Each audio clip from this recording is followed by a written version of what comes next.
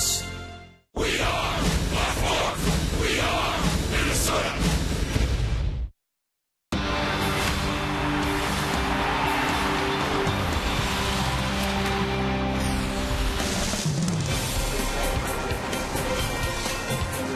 An absolutely perfect fall night for baseball as the fans file into Target Field. The New York Yankees are in town. It's always special. It's a big game for the visitors. You take a look at the standings in the American League East. They are clinging to a 1.5 game lead over the Baltimore Orioles as we come down the stretch in the 2012 Major League season. Welcome inside Target Field, just a few moments away from first pitch here at Target Field. And last night the Yankees pounded out 4 home runs on their way to a 6-3 victory. And earlier today we caught up with Twins manager Ron Gardner and asked him what it's like to manage against a lineup like the Bronx Bombers possess. You look around and you get base open early in a game and you think maybe we should walk this guy to pitch around and get to the next guy, and then you look at the next guy and you're going, that's a bad idea. It just makes bigger numbers bigger if they do what they normally do, and that's beat the ball around pretty good. So you know what, you try to get as many outs as you can without putting extra guys on base, and that starts with the starting pitcher. You know, you can't walk people. You got to make them swing the bats and make pitches, because we saw last night what happens with bad pitches and they end up in the seats. These guys are really good. Esmerling Vasquez will try to shut down New York tonight for the Minnesota Twins. Dick Bramer and Bert Blyleven coming your way next with more on the ball flying out of the baseball stadium last night. It's the Twins and the Yankees next on Fox Sports North.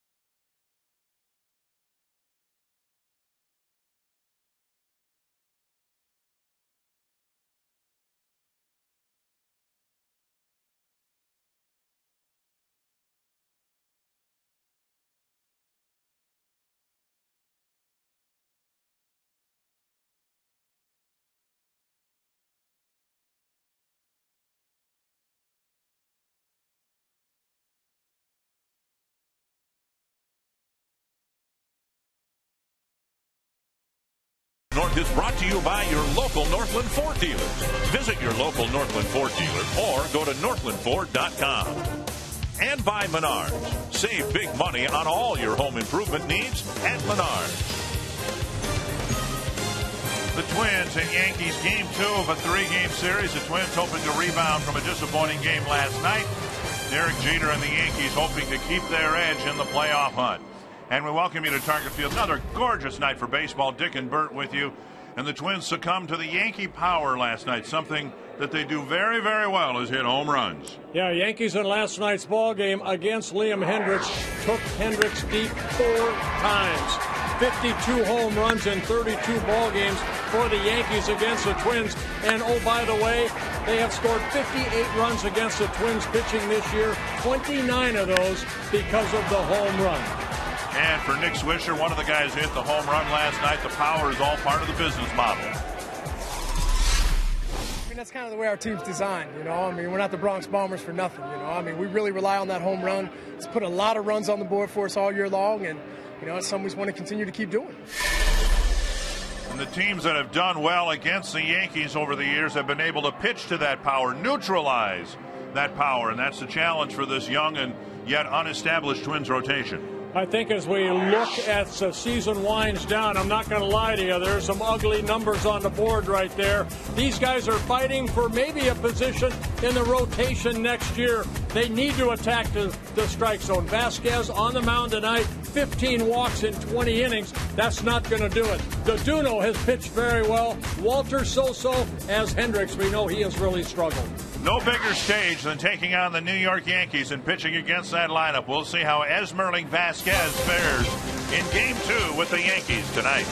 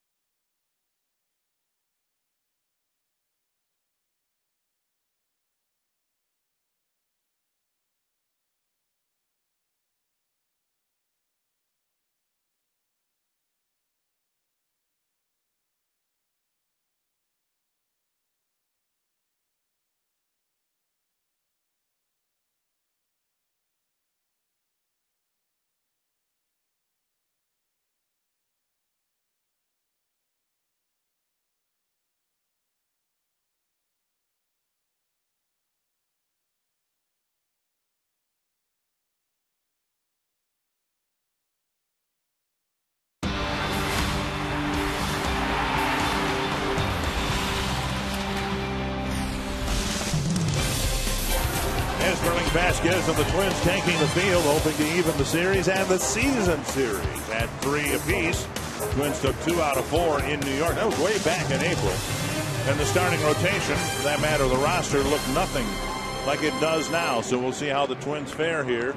Yankees have, they're in the driver's seat, as they say, regarding the American League East in a playoff spot. Twins would like to knock them out of the driver's seat. Here's the Menards batting order. Derek Jeter, followed by Ichiro Suzuki. Alex Rodriguez, Robinson Cano, Nick Swisher, Curtis Granderson, Russell Martin, Raul Ibanez, and Jason Nix. And Esmeralda Vasquez is on the mound. He's making his 5th start of the year. Making his 2nd career appearance against the Yankees. Now, he's probably pretty happy to face him because right now he doesn't have an ERA. Back in 2010, he faced 5 batters, didn't get an out. All 5 runs scored, so he wants to do a little bit better this time around. That was in a relief appearance back in 2010 when he was a reliever for the Arizona Diamondbacks. Northland Ford defense for the Twins. Ben Revere in left field. Bernard Spann in center. Chris Parmalee in right. Trevor Plouffe, Pedro Florimon, Jamie Carroll, Justin Morneau, the infielders, with Joe Mauer behind the plate. Gorgeous weather here, both in the daytime and now in the early evening.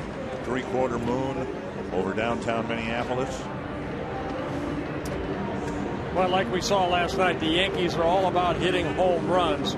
Again, 29 of the 58 home runs they've scored against the Twins this year have come via the home run. Vasquez has allowed only one home run in his first 4 starts. And of course that can change in a hurry. Here's Jeter leading things off down in ball 1. If you ascribe to the theory that giving home runs to this, giving them up to this Yankee team is inevitable, then the key, and it's about the only thing Liam Hendricks did well last night, minimize the damage by not having the bases cluttered up with base runners. Attack the strike zone. You know, trust your stuff. In last night's ball game, Hendricks walked Jeter to start the ball game. And right now, Vasquez behind Jeter. Jeter currently on an 18-game hitting streak. They get 19. Wasted little time. His first swing is a single to right. Well, the thing is, you fall behind. I don't care who you are, if you're the number 1 hitter or the number 9 hitter in the lineup, you're going to look for the fastball, exactly what Jeter did right there. And typical Jeter gets a base hit. Picked up 1 hit in last night's ball game. And his first swing here tonight, it's a base hit to right. Here's Ichiro Suzuki.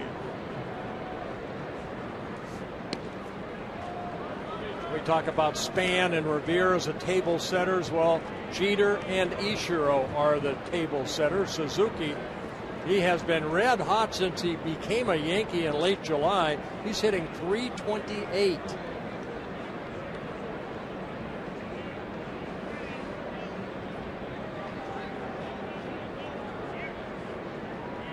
Jeter at first with a short lead. He's had a calf problem, isn't expected to run. And Vasquez falls behind 1-0. Suzuki, 38 years old. I was thinking about this last night. You know, it's fairly uncommon for a player like Ichiro to get moved to another team. Fouled back. You think of the marquee players, the players that are identified so strongly with one franchise. And they very rarely, Jeter's one of them with the Yankees, they very rarely finish their career elsewhere. I just think that Suzuki kind of wore out his welcome in Seattle. You know, Eric Wedge, I think, wanted to hit him lower in the lineup. Suzuki wanted to hit first. And I think that little bit of difference here, where now he comes to New York, and guess what? He's not going to hit first because Derek Jeter's there. So he's been hitting in the lower part of the lineup last couple of ball games. He's hitting second. But you saw Mauer, he clearly is the face of this franchise. Puckett was. Ripken in Baltimore. They're, you know, and this is in an era of free agency when there's more player movement than ever before, but still there are those core players that are so strongly identified with one team. It's not that common for them to go elsewhere. A little chip shot, and Plouffe in foul ground gloves it 1 away.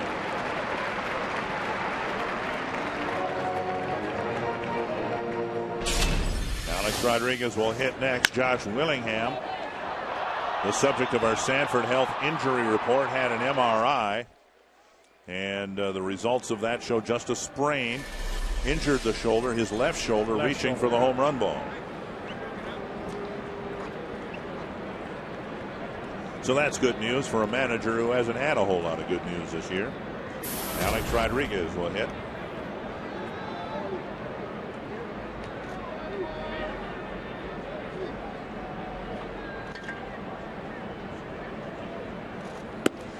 And he falls behind Rodriguez, 1-0.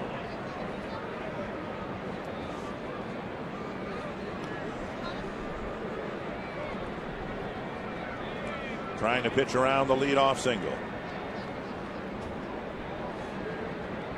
Vasquez had only one double play turn behind him. This again being his 5th start. Breaking ball over for a strike. Vasquez, 28 years old, from the Dominican Republic. Again, he came up with the Diamondbacks back in 2009.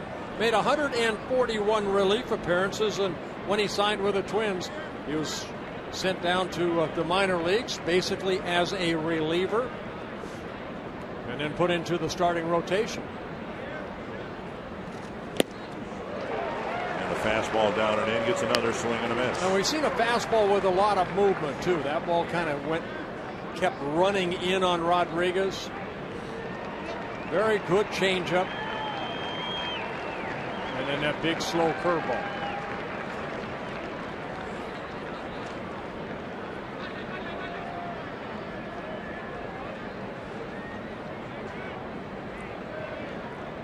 One and two to the Yankee third baseman. And Vasquez strikes him out, 2 down. Right, stayed with that fastball and threw it right past the swinging Rodriguez. He picks up his first strikeout of the ball game, his 9th of the year in 21 innings pitched.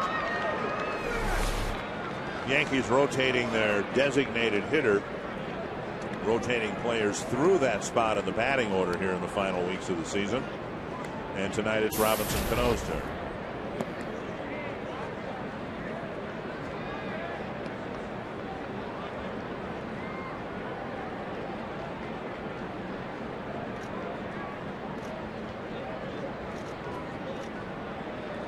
Slow breaking ball left up high.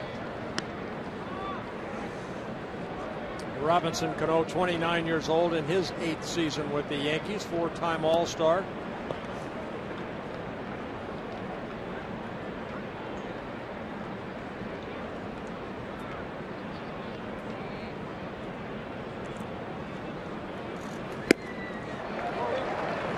Fastball gets another swing and a miss. It's not the velocity. That was 90 miles per hour. Good location and a little movement, I guess. A little movement, and you know what? He's got such a good changeup too. That's why you want to establish that fastball early. It's going to make that changeup that much better. Also, get the breaking ball over.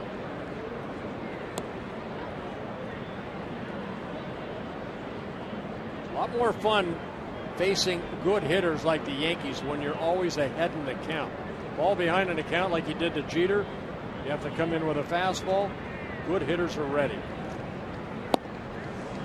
Wondered from time to time the fun of pitching and what it can possibly be if you're a pitcher and you can't throw the ball where you want. I mean, the real joy in pitching, I would think, you obviously can speak better to it than I can, is having a game plan and being able to execute it out on the mound. You know what? Every time you look at CC Sabathia, he's pitching tomorrow afternoon here against the Twins. Every time I went to the bullpen, whether it be a side piece or a game, I always worked on control of my fastball to both sides of the plate. I had plenty of time to work on my curveball or an off-speed pitch, but to me, everything keyed off the fastball. I wanted to go into the ball game after warming up for 15 minutes, controlling both sides of the plate to a right-hander and to a left-hander, because if I fell behind, I'm going to need that pitch right off the get-go to hit that spot down and away. 2-2 to Cano. It takes a lot of hard work, a lot of concentration, good release point, good delivery. Nice catch by Morneau. But the numbers would suggest, Bert, that satisfaction that you got, the challenge you got, Vasquez has never experienced that. He's never had that type of command. Well, I mean, it's just something that you just have to keep working on. Some guys have it. Some guys, have a tough time with their release points. We've seen it from the Dunos. It's the same thing. I think Vasquez has a better control of the strike zone than Duno. Duno had about 3 or 4 starts that he was really hitting the spot. Last time out in Detroit, he was all over the place. 2-2. And now 3-2. See that pitch right there, you can almost see him drop his arm. He's just trying to aim down and away rather than just letting it go. Swisher on deck. Morneau letting Vasquez know that he will be playing behind Jeter at first base. Give him a little more range.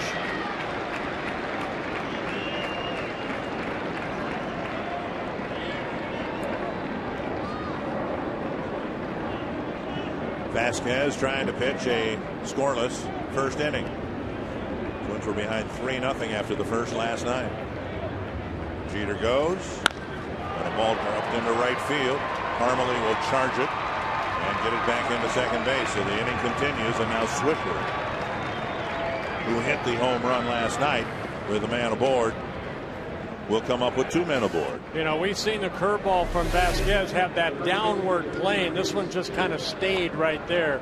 He's just trying to get it over for a strike, and Cano hits it sharply into right center.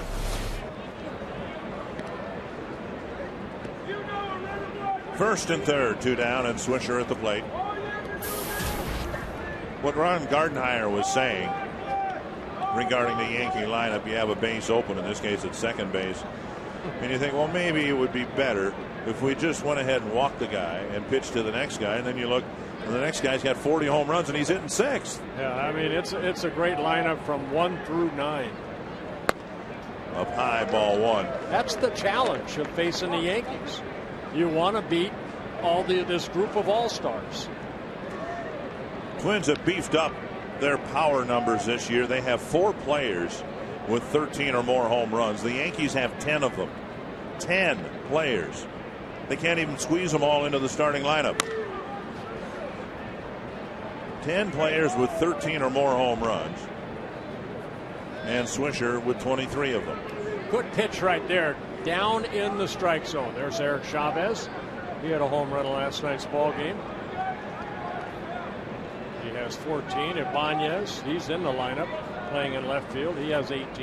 Rodriguez has been hurt. He still has 18. 1-1 to Swisher. The 20th pitch of the inning, and it's off the plate. 2-1. Now, Swisher in last night's ball game hit the 2-run home run in the first inning off of Hendricks. Then after that, I thought he did a better job of getting a breaking ball over, and then he struck him out with a fastball inside. See if they try to go in on Swisher. Hitters count 2-1. Watch Mauer move, not much, and a good sinker there. Swisher swinging through it. Might have been the changeup. It was 82.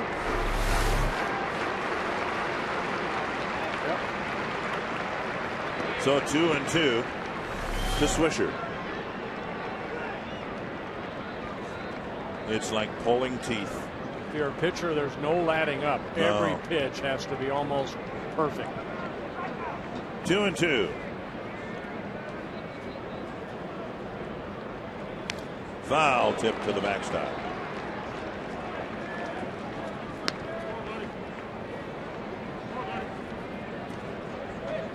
This guy's been a nice addition to the Yankees since he came over from the White Sox. Nick Swisher has a lot of charisma about him. He's great in the clubhouse. Wants to play every day. When Teixeira is healthy, he'll play the outfield. Mark Teixeira still hurting. Swisher at first. Another 2-2. Full count, and the runner at first, Cano, will take off early. Morneau looking in the dugout, getting the assignment to play behind the runner. He relays that information to Vasquez, and there's Granderson with 40 home runs on deck.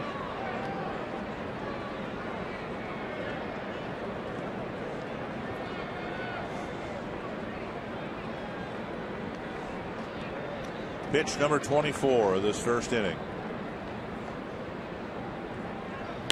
Popped him up. Plouffe might have room.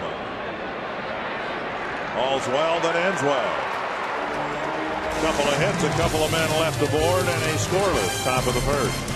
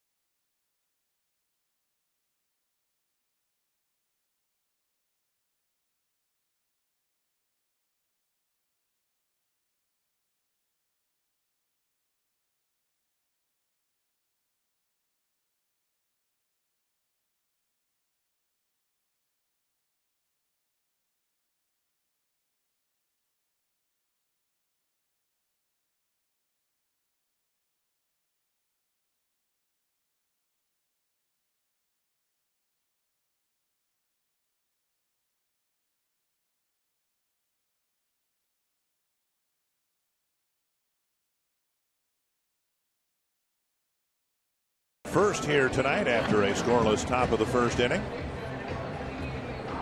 Menard's batting order for the Twins.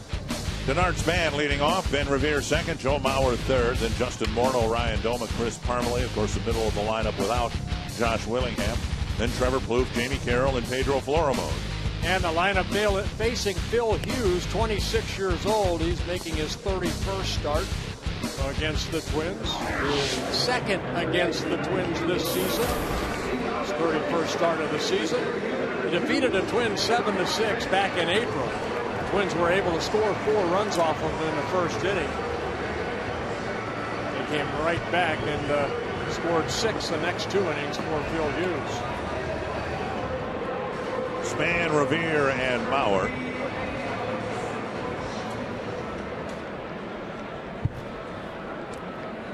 Hughes in his career making his 4th career start against the Twins, his 6th appearance. 2-0 with a 2.66 ERA. Strike on the outside corner. Had some injuries last year, but a 16-game winner this year. Back in 2010, an 18-game winner for the Yankees. Fouled away, 2 strikes.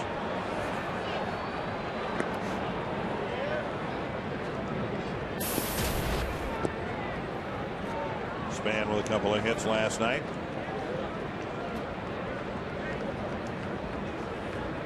"30 starts for Hughes, 28 decisions.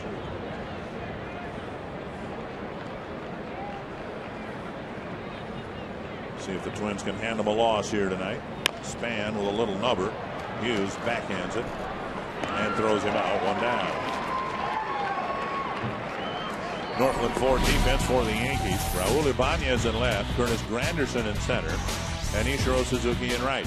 Alex Rodriguez, Derek Jeter, Jason Nix getting the start at second with Nick Swisher at first, and Russell Martin behind the plate. We mentioned it before. Joe Girardi kind of rotating players through the DH spot, giving them a little bit of break for their legs, and Nix gets the start at second, and Cano slides into the DH spot. Here's Revere. And Hughes gets ahead of Revere. And that's the type of pitcher that Hughes is. He'll get ahead with that fastball. Very good curveball. He'll mix in a slider and a changeup. Not only 0-1, but in each case so far, the count goes to 0-2. Yeah, attack the strike zone. He doesn't walk that many batters. 43 batters walked in 180 innings pitched. And 180 innings pitched is the most he has thrown in a season.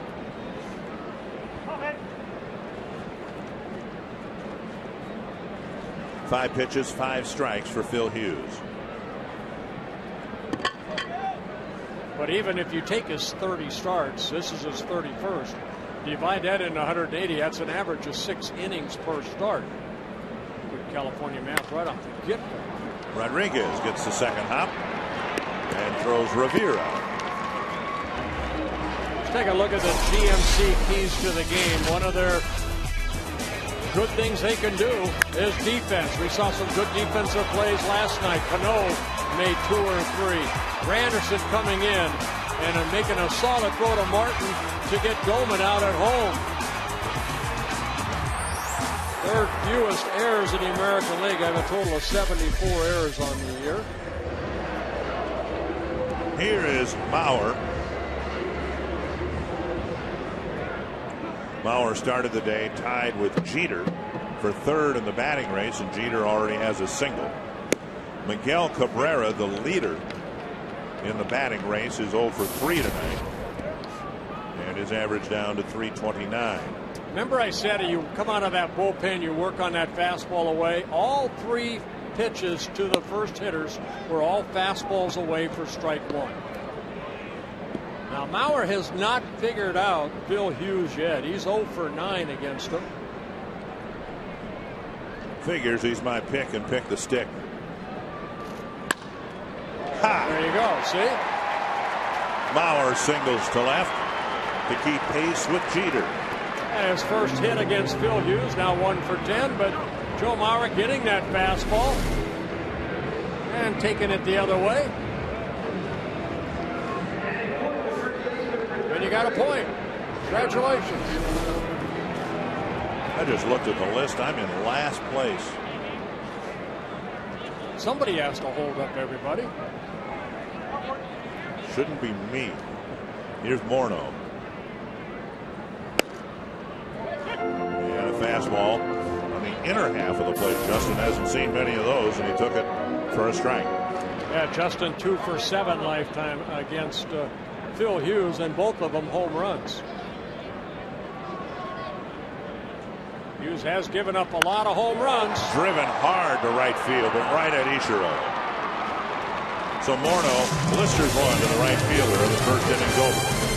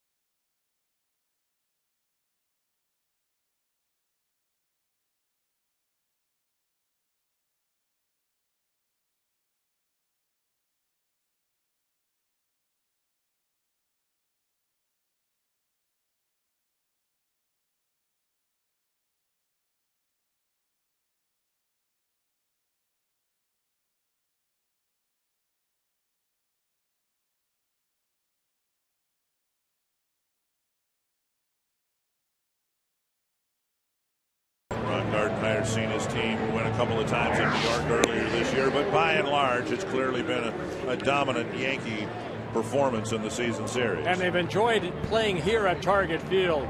8-2 against the Twins here at their own ballpark, and then also postseason too. They've done very well. Remember a couple of years ago, Twins were division champions. They actually had the home field advantage over the Yankees. The Yankees were so overwhelmed by that, they won the first 2 games and then clinched the next day at Yankee Stadium. Here's Granderson with the bases empty.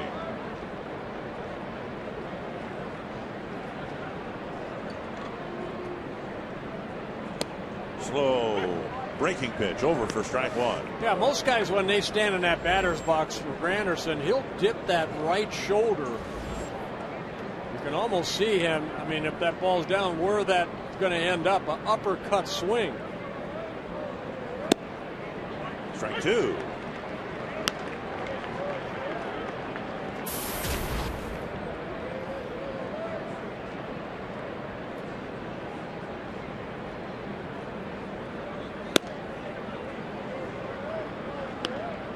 One and 2.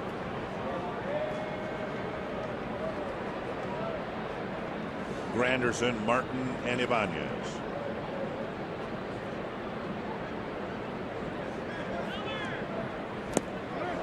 And Granderson waves at a changeup in the dirt. Well, ahead in the count, you can try to get those hitters to fish a little bit. Exactly what Granderson did. Vasquez picks up his second strikeout. Good pick by Mauer. So in his first start against the Yankees so far, Vasquez has struck out Rodriguez and Granderson. Here's Russell Martin.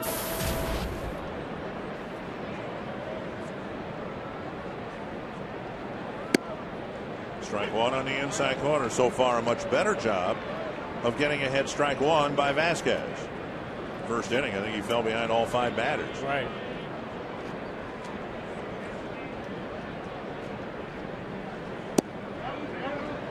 Breaking pitch, check swing, ball 1. Doug Eddings, the first base umpire, saying that Martin did not go around.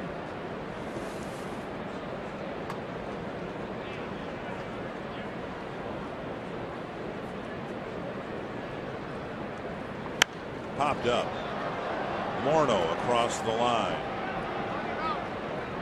Third foul pop already tonight for the Yankees. The All-Star game at Target Field might be a couple of summers away, but the next few months are important if you want to ensure tickets to the All-Star game July of 2014. If you're a season ticket holder and renew for the next 2 seasons, or purchase season tickets now for the next 2 years, you'll establish priority for All-Star game tickets. The best bet right now is to call 800-33-TWINS. Talk to a season ticket rep about how you can be part of the season ticket family and be here for the All-Star game in 2014. Outside, ball 1 to Ibanez.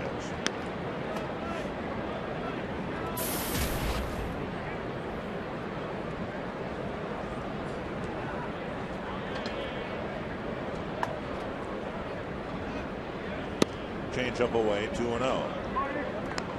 Yankees enjoying a game-and-a-half lead over the Orioles. It's the largest lead they've enjoyed in 3 weeks. That's how close the East race has been in September.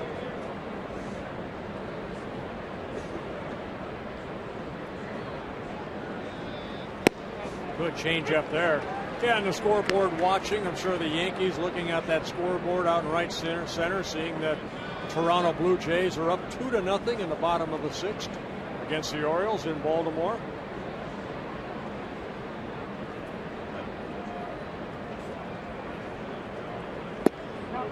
Three and 1 with Jason Nix on deck.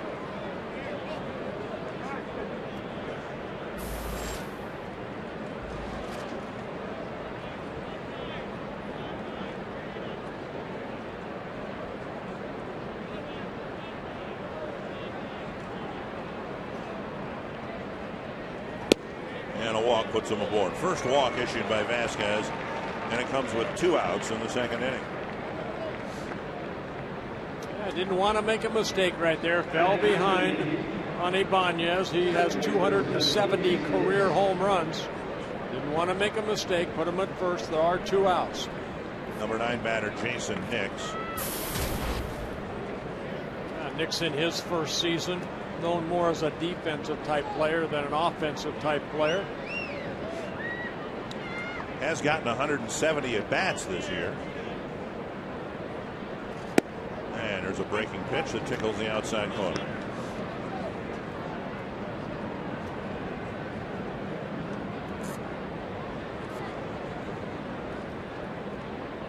Nix, 30 years old, originally signed by the Rockies. Came up with the Rockies, also spent time with the White Sox, the Indians, the Blue Jays in his first season here with the Yankees. Right down the middle with another breaking pitch, 0-2.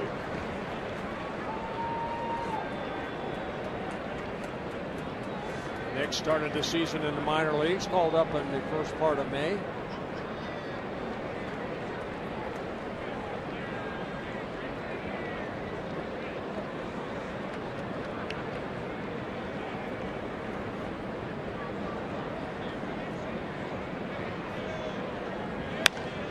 Another breaking pitch and a pop-up to Florimon.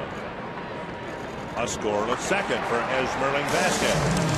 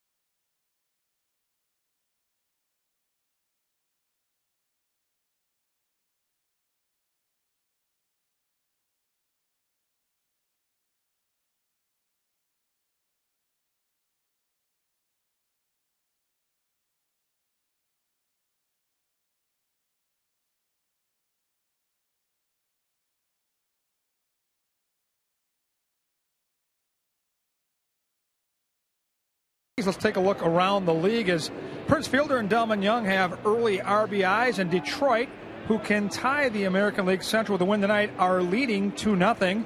Midway stages of that baseball game. Of course, the Yankees are keeping an eye on this game. Toronto leads Baltimore 2-0. Also, middle of that baseball game, as we take a look at our Subway Sub Prize on the line standings here after this first pitch.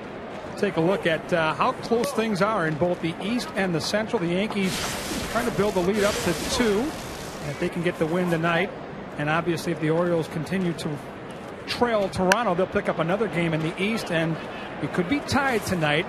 If Detroit can beat Kansas City, that game has moved to the top of the 7th with the Tigers in the saddle, 2-0, guys. Well, thank you, Kevin. Joe Girardi's Yankees, a little more than 5 weeks ago, had a 10-game lead just off the plate. 1-2 to Doman. A couple times in this at bat, they had that backdoor breaking ball. First one for strike one, then he tried the backdoor again. What I mean by backdoor, the outer half of the plate. Started in that right-handed hitter's batter's box, then hopefully flipped the corner. Little tapper up the line foul. Martin wanted that ball inside, and Hughes left it outside. Doman, Parmalee, and Plouffe facing Hughes in the second inning.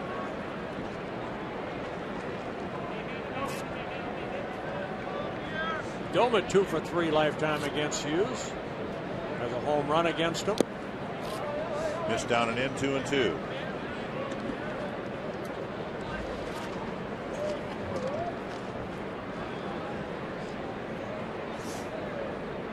Hughes has allowed 34 home runs this year. This is his 31st start.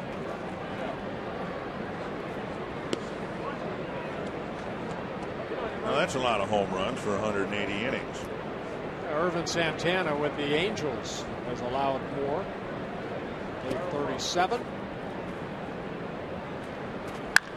Driven hard up the middle. So the last 3 batters have hit the ball smartly, and Doman's aboard with a leadoff single. Yeah, high fastball right there. Doman almost tommyhawked that ball. Twins get their second hit. That's a leadoff. You see Martin wanting that pitch up. And Doman going up and hitting it sharply back up the middle. Parmalee last night rejoined the lineup. And on the first pitch he saw, first swing, tripled off the center field fence to drive in a couple of runs. Up high, ball 1.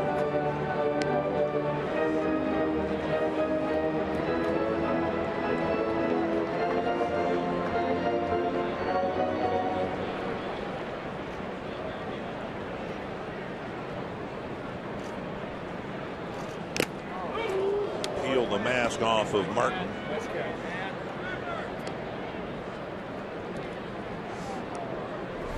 Martin says he's okay. The pitch they wanted inside. Got a little Karen over there. 1-1 to Parmalee.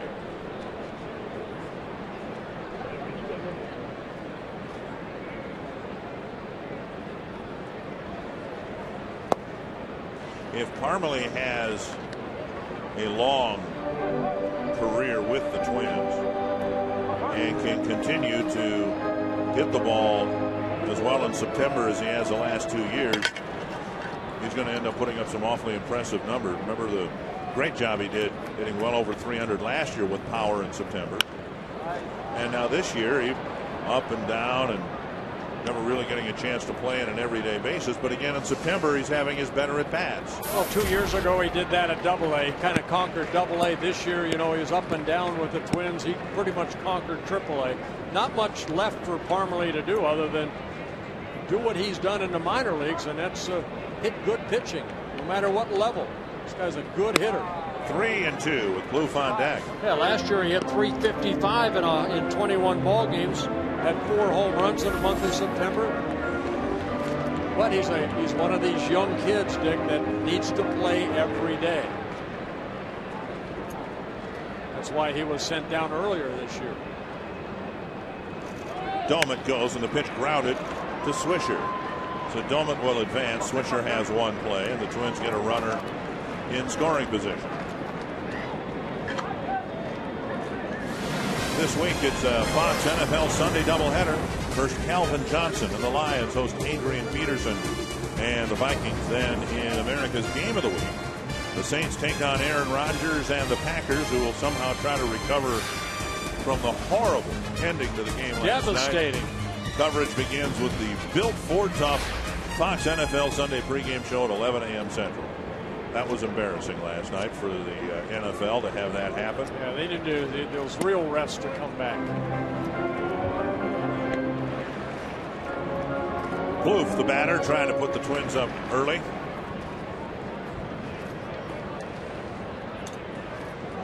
Jeter in as a chat with Hughes.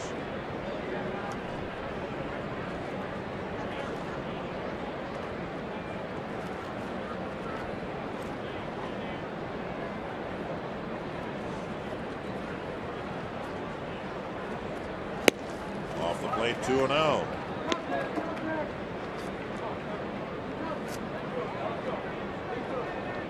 Twins trying to take advantage of Domit's leadoff hit.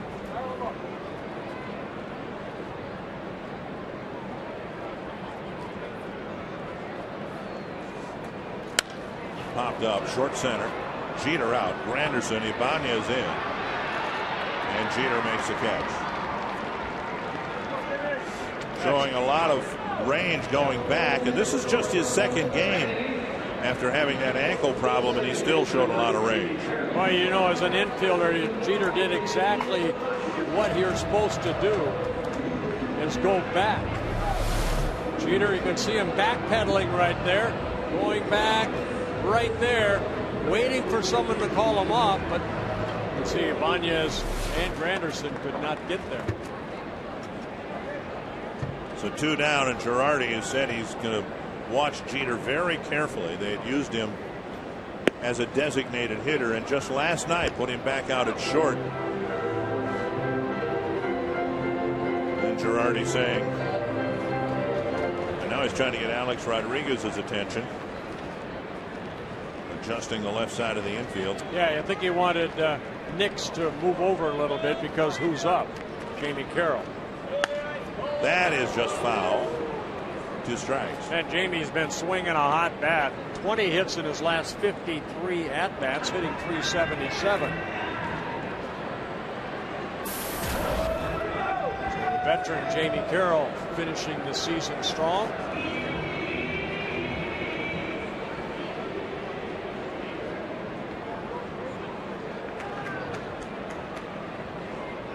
Two strikes. Chip shot, and Nix is there to make the catch. Twins leave Doman at second. We've got a couple of scoreless hits.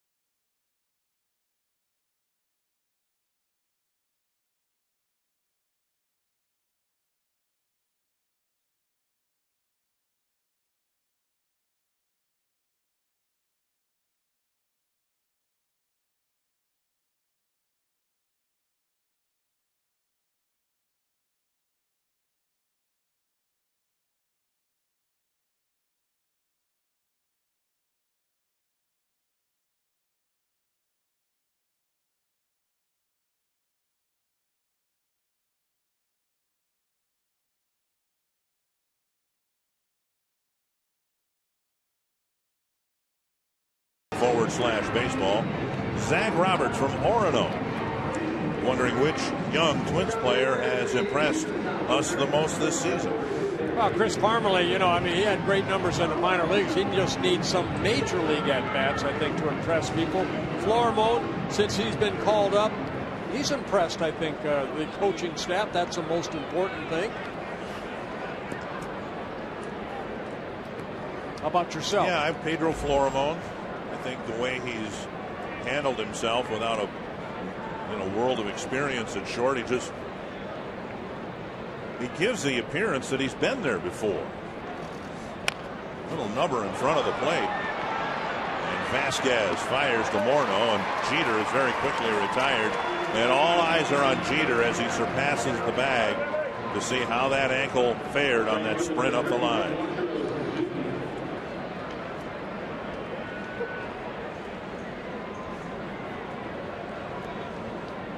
Kind of a swinging bunt right here. And Vasquez feels it. And I'm sure there's some aches and pains. Hey, believe me, that guy will play with a little bit of pain. Good luck trying to get him out of the lineup. Yeah, really. But Joe Girardi said after the game last night, the play he's concerned about is a ground ball toward the hole. And Jeter's got to bust it down the line to try to beat out an infield hit. Well, not in the same location in the field, but the same principle here. Jeter had to barrel up the line as quickly as he could. 1-1 to Ichiro Suzuki. He run through the bag. He did the best he could running through the bag. He was just an out.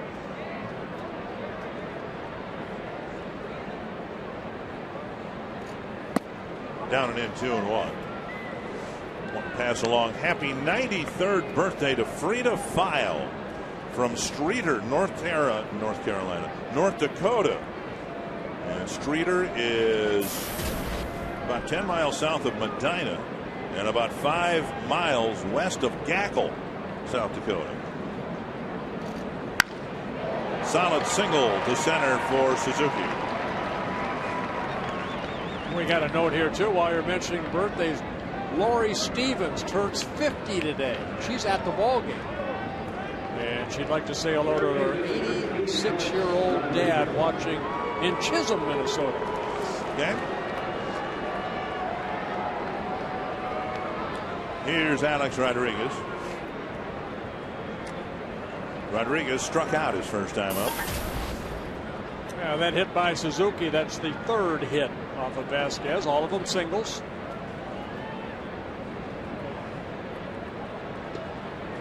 And Ichiro, still at 38 years old, he can steal a base. 27 stolen bases. He's been caught only 5 times.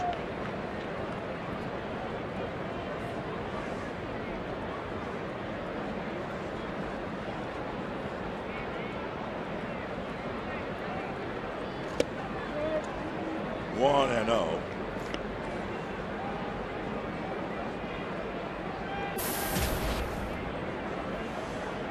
A lot of stolen bases for Ichiro Suzuki.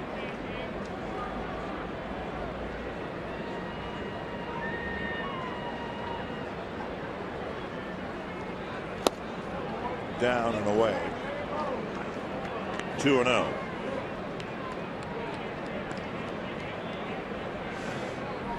Good fastball down in the strike zone. Box track says it was a strike. Dana DeMuth behind the plate tonight. He is the crew chief amongst these umpires. Close play.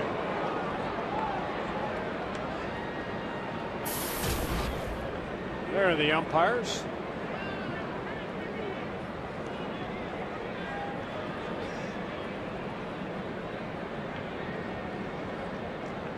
Two and 0 to Rodriguez.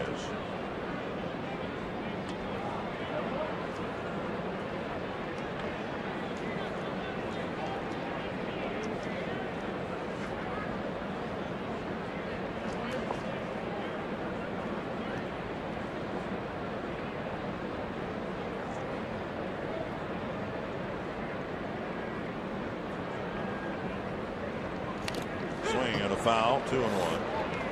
kind of teased him with a slow breaking ball. Yep.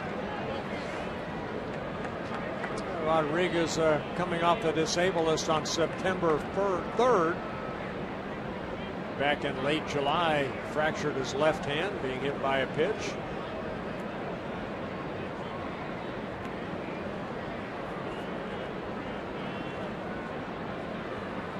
Felix Hernandez got him. No wonder it was broken.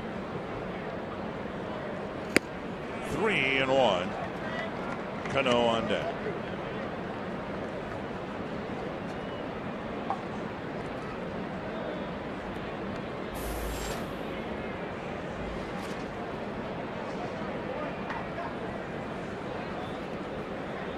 Vasquez with just one double play turned behind him, and it's not been because there haven't been base runners.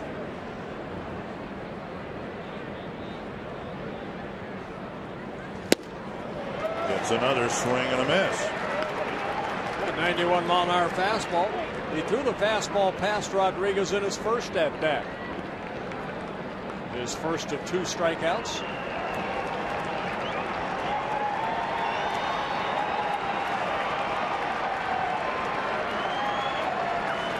A lot of home runs. 3-2. Suzuki goes. Swung on and missed. Mauer's throw got him. A strike him out, throw him out.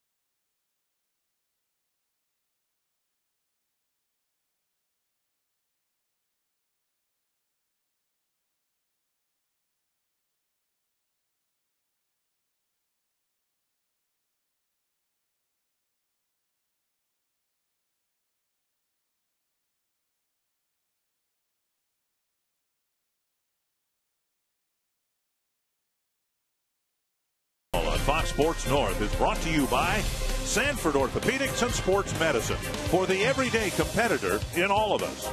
By CenturyLink, a different kind of communications company. CenturyLink, your link to what's next. And by Grand Casino, the best stories start here. Joe Mauer with a throw out of Ichiro Suzuki for the final out of the top of the 3rd inning. Mauer will hit 4th this inning, and Esmerling Vasquez has kept the ball in the ballpark, and he's kept the Yankees off the scoreboard. Well, again, you know, this is 5th start. He's only allowed 1 home run, that coming against the Indians, so he's done a good job of keeping. Let's take a look at a 3-2 pitch, and a good throw, quick tag by Carroll.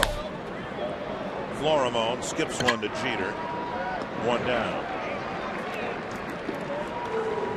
And that'll bring up Denard Span. You know, we were talking before the game about the Yankees and the power, and not just the Twins. No team can match the Yankees in the home run department. The White Sox might come close. The Rangers might come close. The teams over the years that seem to have done well against the Yankees in the playoffs are the younger, more athletic teams like Tampa Bay. Back 10 years ago when the Angels won the World Series, they went through the Yankees, and then they were quicker, they were faster, they ran the bases better. And I wonder, if the Twins ever do get by the Yankees and show the ability to beat them on a regular basis. There's Span grounding it just foul. A very close call made by Doug Eddings. Wow, that looked like that went right over the bat. Well, nobody had a better view than Denard Span. Cracked his bat in the process.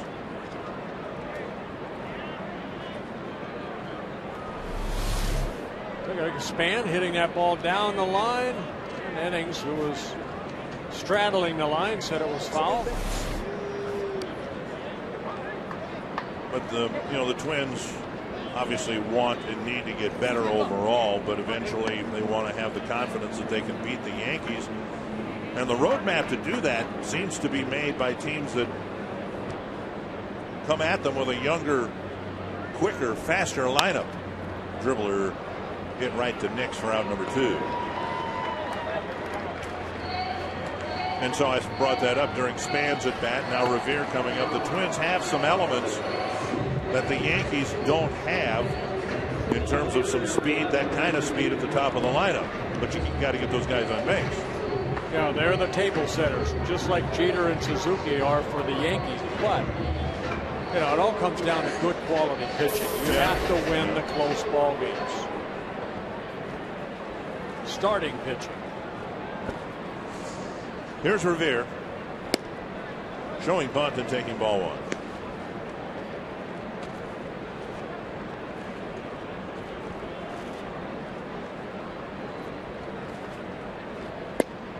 And now a strike.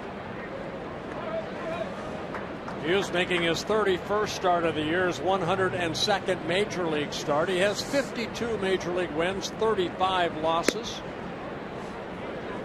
2-1.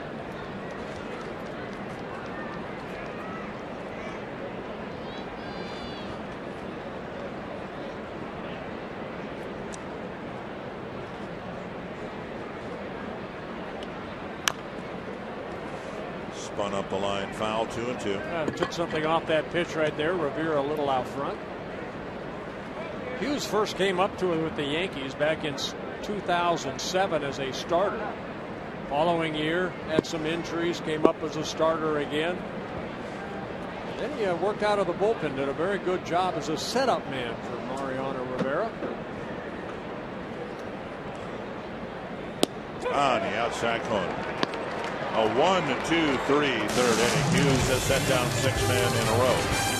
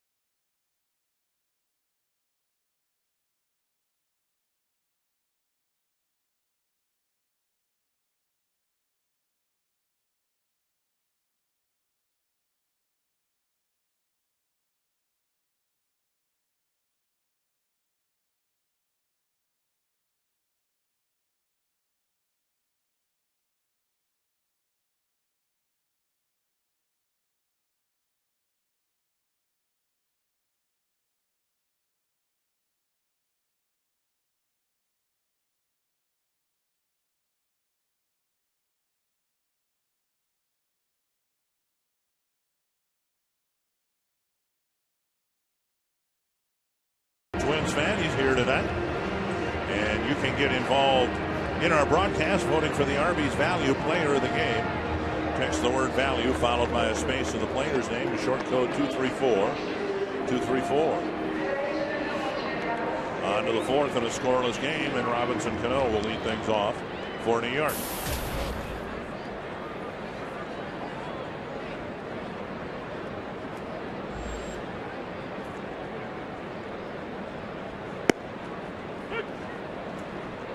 And a called strike. Come to the conclusion over the years that predicting which teams will step up and be spoilers is as much a science as picking which teams are going to be contenders at the beginning of the year. In other words, there's no point to it. You need to play the games. All this talk about, well, the Twins can be spoilers. What about the Royals? They've done it in the past. How about Cleveland? How about the Toronto Blue Jays? They're ahead of Baltimore now 4-0 in the seventh inning after winning last night and giving the Yankees a now game-and-a-half lead in the division. Ricky Romero actually got a win last night. So you know things are going pretty well for you.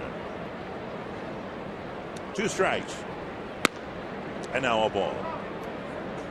You can't predict these things. It just happens.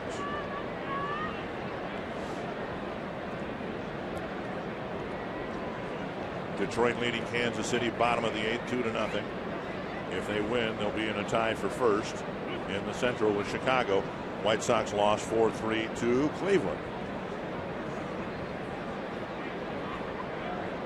1-2 Vasquez to Cano. Middle of the Yankee lineup here in the fourth.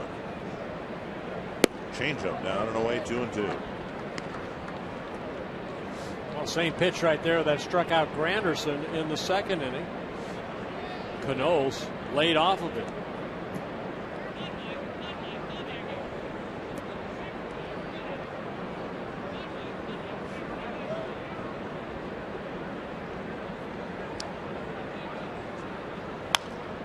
And a fastball sliced foul.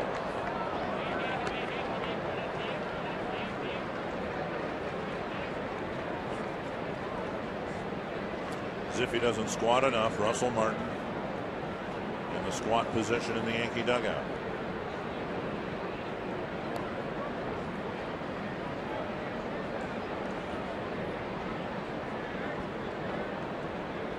Two and two. And Vasquez really taking his time here in the fourth inning.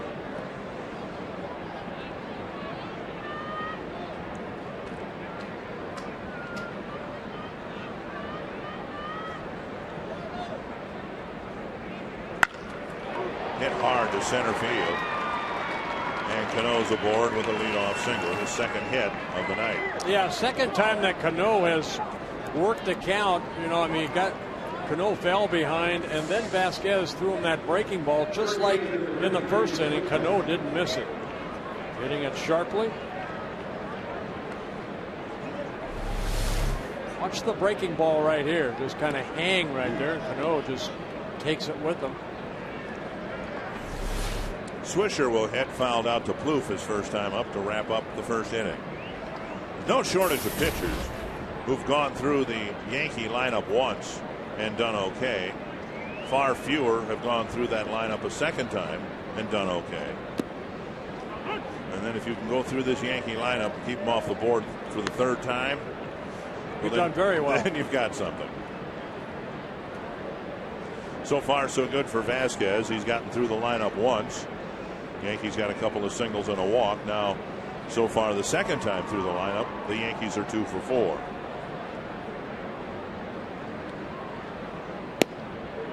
Changeup floats over the outside corner, 1-1.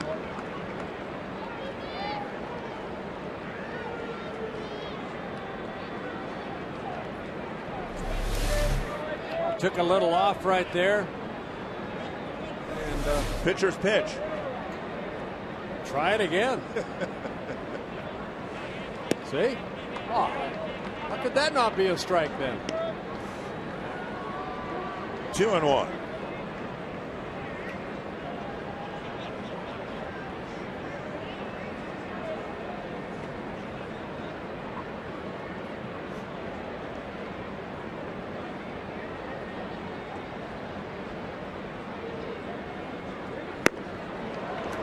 there have been a lot of swings and misses. What there haven't been are many ground balls, and that's typical for Vasquez, and that's why he's only had one double play turn. The only ground ball out here so far is a little number that Jeter hit in front of the plate.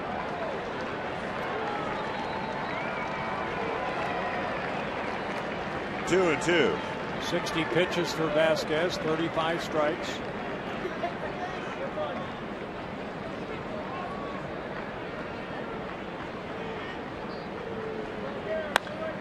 Golf to right and deep. And gone. A 2-run home run. Vasquez threw him a breaking pitch down and in, and Swisher reacted like he was waiting for it. Well, Swisher hitting a 2-run home run in last night's ball game. And Vasquez gives up just his second home run. Take a look at Fox Tracks. They basically stayed away.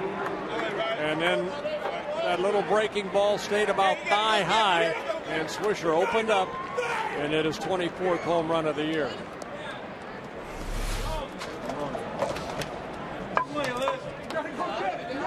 Two to nothing, and now Curtis Granderson.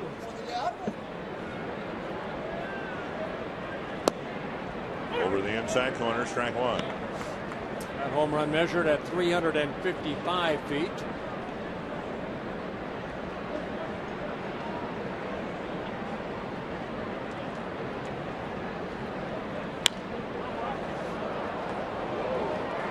Two strikes. And for the Yankees, their 230th home run of the year. That sounds like a lot. That is a lot. Twins have 127. Up the line, foul.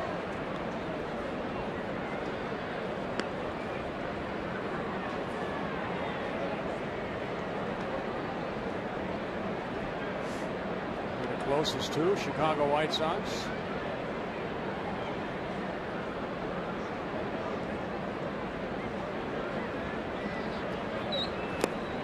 Anderson strikes out for the second time. So Vasquez has struck out Rodriguez twice and Granderson twice. Get all your high school football action with Fox Sports North Prep Zone presented by Wells Fargo. Tune in Friday at 7 to Fox Sports North Plus when Wayzata takes on Minnetonka in the televised game of the week. Or log on to foxsportsnorth.com, click on the Prep Zone tab to watch Mounds View against Stillwater or Osseo against Andover. Solid single to left for Russell Martin. For upcoming schedules and plus channel information, visit foxsportsnorth.com. Yeah, another breaking ball just kind of hung right there, and Russell Martin jumping on the first pitch. Third hit of the inning off of Vasquez. And now Raul Ibanez.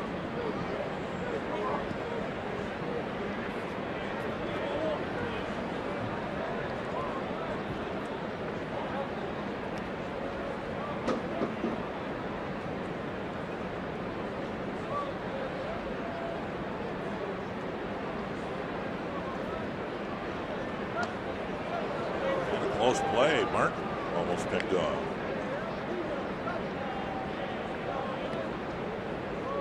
Well, Martin, one of those guys you don't pay attention to, diving back into the bag. He does have 6 stolen bases in 6 attempts. Guys like him want to take that walking lead. Ibanez had his sights set on the plaza with that swing.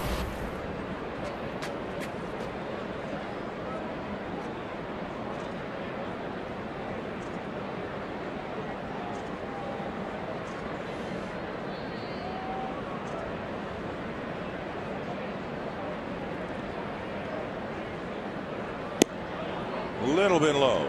1-1.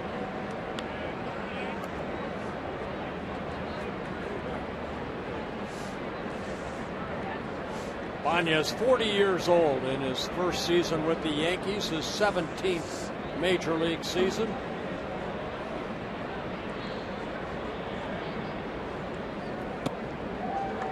Two and one.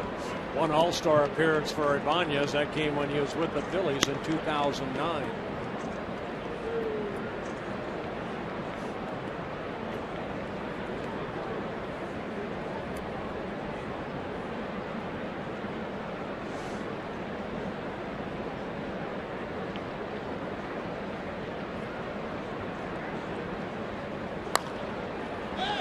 foul into the Photog section.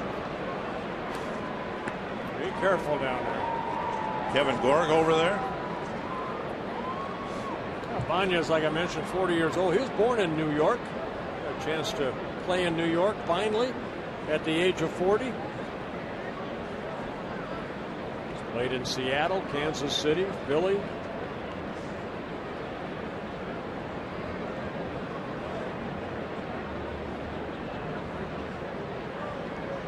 Two and two.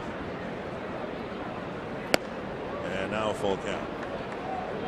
70 pitches for Vasquez. Jason Nix on deck.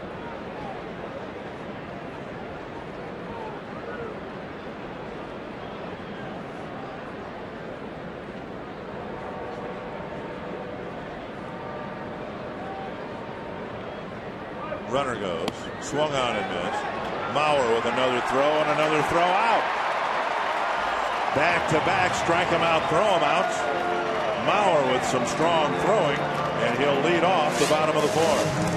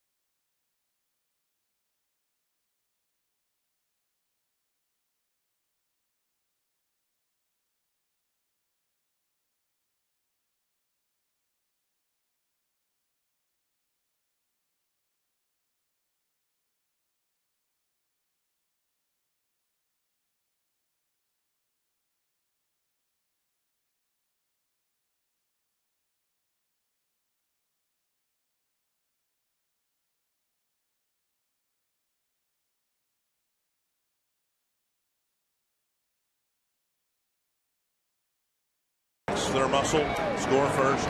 There's a beautiful view of target field from our GoPro shot. And so the Twins will try to play catch up again their own way. We'll see if they can use some power here on a beautiful night. Of course, their top power hitter, Josh Willingham, not available to them. Almost certainly won't play tomorrow. The hope is after the off day Thursday, he might come back and be available to play against the Tigers. Mauer with a single to left, his first time up. Yeah, Phil Hughes has retired 6 straight Twins. 40 pitches coming into the fourth inning. 28 have been strikes.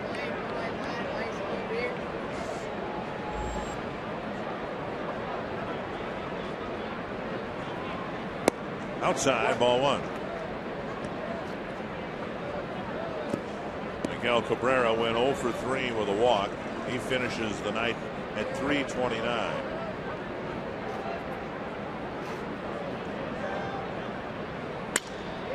Bauer's 2 for 2.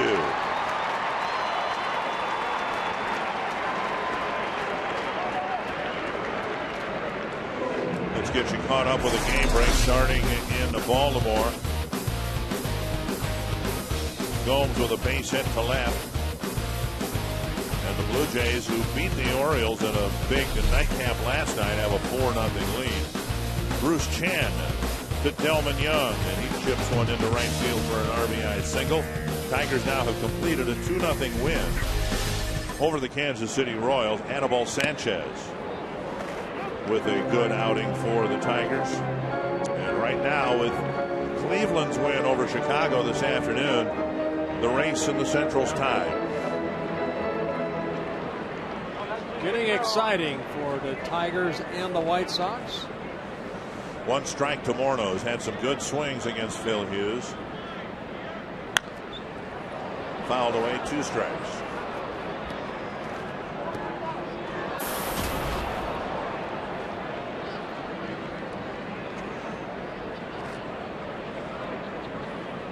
We showed you the graphic about the batting race of the contenders. The one who's really struggling right now is Mike Trout, hitting about 250 from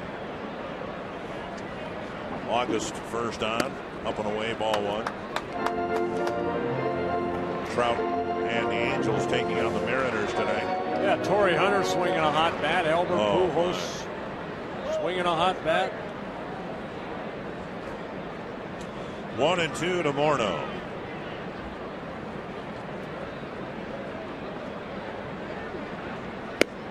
And a call, 3rd strike. Well, 2nd strikeout for Hughes. Almost the same pitch that he threw to Ben Revere to end the 3rd inning. Controlling the outer half of the plate. Even though Foxtrack says it's outside, you see Martin sitting there, did not move his glove. Here's Domet, line to single to center, his first time up. There's a strike over the inside corner.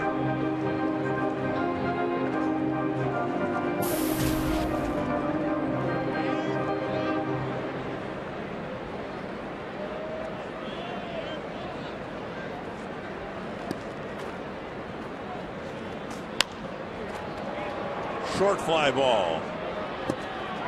And it's in fact a pop up to Jeter, out number 2. And that'll bring up Chris Parmelee. AT&T trivia tonight. Who has the most career hits never to win a batting title?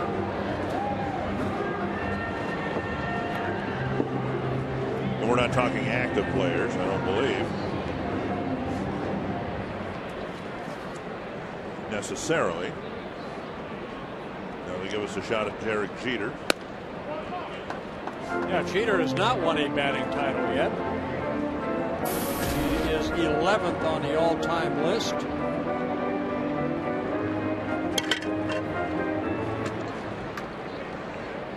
One and 0 to Parmelee.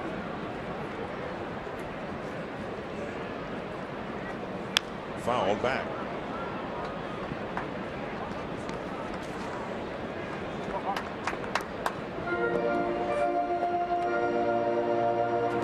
Parmelee with a ground ball to first, his first time up.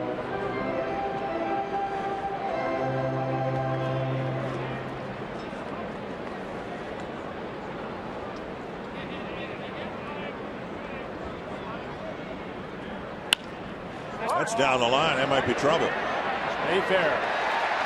Mauer to 3rd. He's being waved around. And Parmelee drops a double down the line, and the Twins are on the board. Yeah, Ibanez had a little trouble getting that hold of that ball, and that's what Steve Little saw. The 3rd base coach, he went ahead and kept Joe going.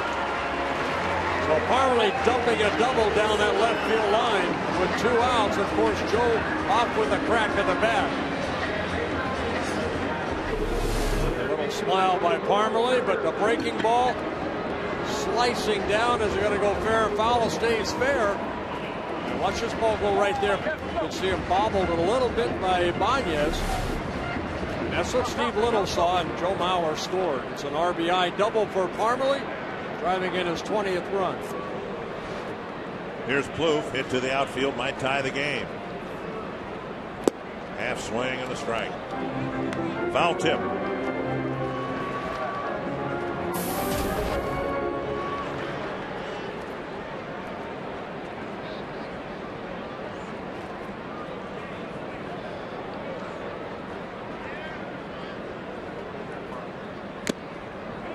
Fastball gets another foul tip.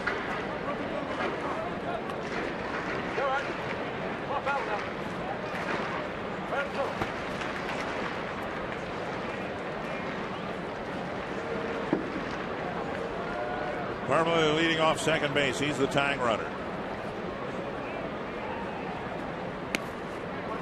1 and 2. Yeah, Trevor Plouffe going through one of those spells that he's striking out a lot. His last 12 at bats, he has swung and missed 8 times.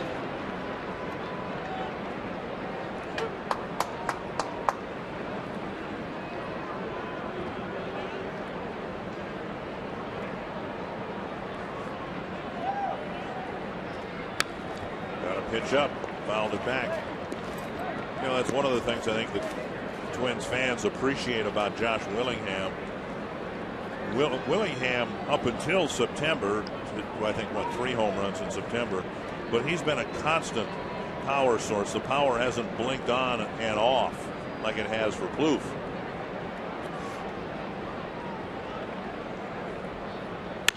That's down the line, but it's going to hook foul. You know, for about, what, 4-week period, 5-week period, Trevor Plouffe was hitting home runs at a record pace. Yeah, then it's like 11. Somebody shut off the faucet. He hit 11 in the month of June. He hit 3 early in the month of July, kind of carried it into July. Then he had that thumb injury that put him on a disabled list, and since his return, he's just hit 4. Another 1-2 pitch. A mile in the air. And that ends the inning. Mauer's leadoff single. Parmelee's 2-out double. And it's a 2-1 ball.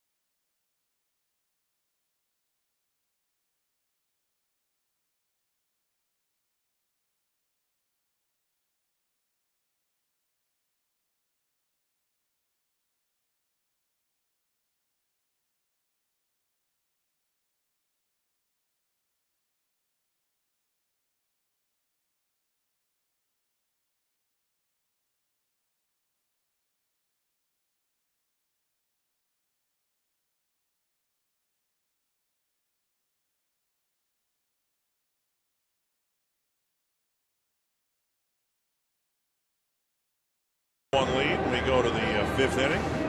Back to our trivia question. Pete Rose won a batting title, I think. Yeah, that's who I thought at first, but then Paul Molitor. 3,319 hits. Chatted with Paul briefly today.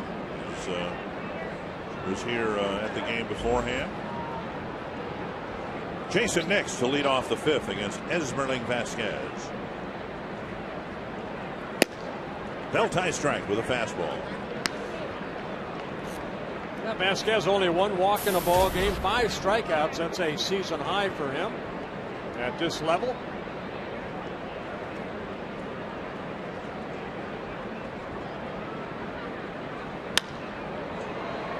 Another fly ball. This one to right. Parmelee under it.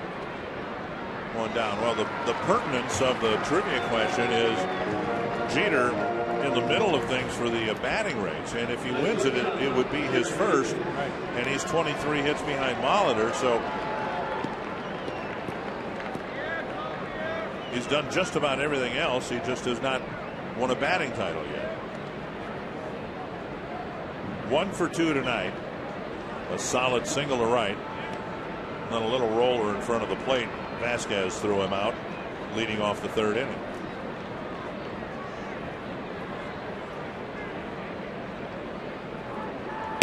right down the middle. Yankees with 27 world championships. Jeter has 5 rings. 75 pitches for Vasquez.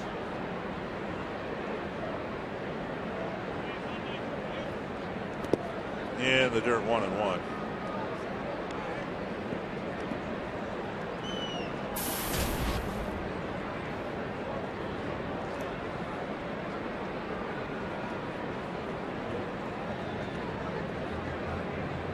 Think about it, if he played for any other franchise in baseball. Bouncer to third, backhanded by Blue.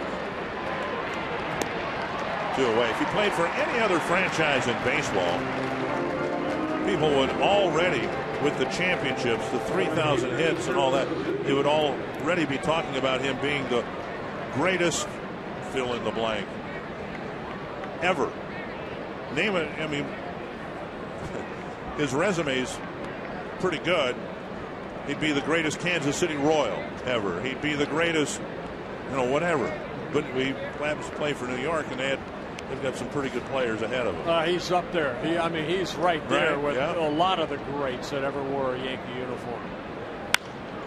From Babe Ruth to Joe DiMaggio to Mickey Mantle.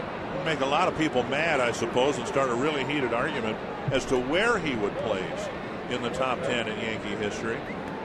Still being in the top 10 is quite an honor. 1 strike to Ichiro, and now a 2nd strike. And that number 2 will be out there with all the other numbers retired by the Yankees, never to be worn again once he retires.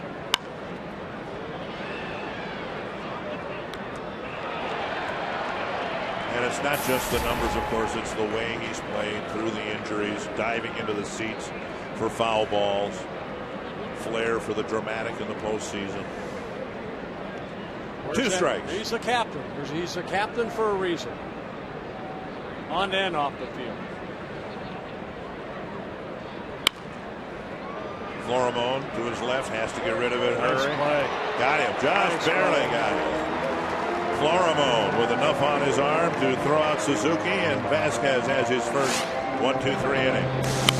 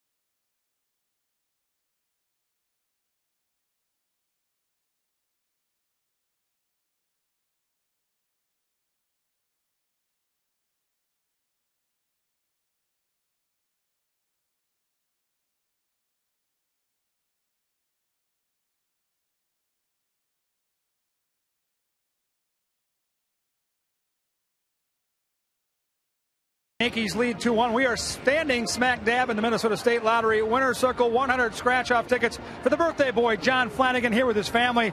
You got a beautiful night. You got the Yankees in town. Your family with you celebrating your birthday. Now you're going to be circled by a Hall of Famer. How cool is this? Well, I can't get any better than that. Well, it might. The Minnesota State Lottery will be sending you 100 scratch-off tickets. Happy birthday, John. And guys, of course, for his birthday tonight, he wants that Twins win, and they're right where they want to be. Within 1, trying to take Phil Hughes deep here in the 5th. Yeah, thank you. Happy birthday, John. All the years you've been circling people. You've been doing this now for what, 10 years, 11 years. I've never seen you double circle someone. Yeah, John deserved that. He had that nice little sign behind him. His hair was standing straight up. Right. In order to make sure everybody saw him. And then I circled the whole group along with Kevin. Double circle. Yep. Wow. 1-1 to Jamie Carroll, leading off the Twins' fifth. Carroll, Florimone, and Span to face Phil Hughes.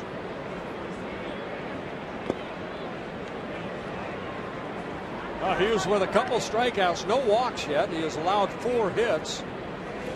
2 of them coming last inning. Parmalee with the RBI double, scoring Mauer.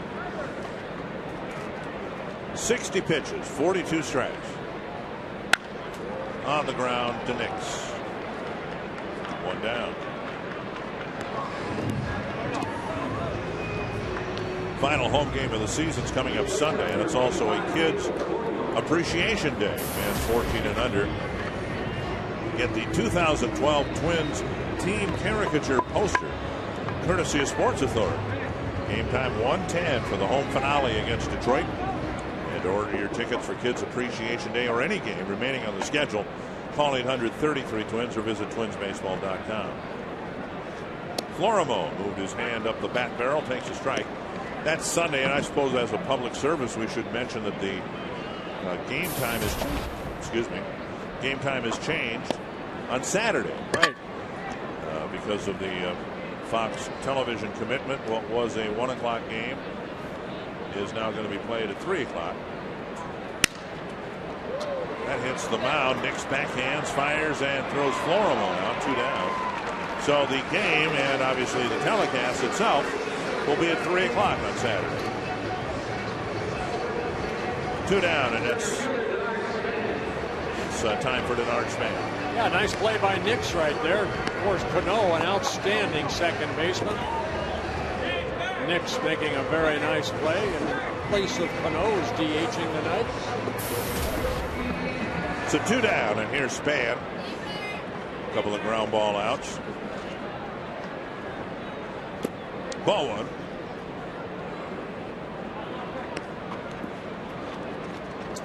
Span with a little nubber fielded by Hughes, threw him out in the first inning, and then a ground ball to Nix.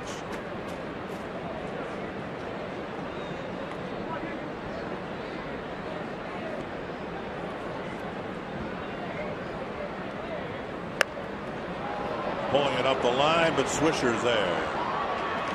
And Span is out trying to bunt with 2 gone in the fifth. A 1-2-3 fifth inning for Phil Hughes.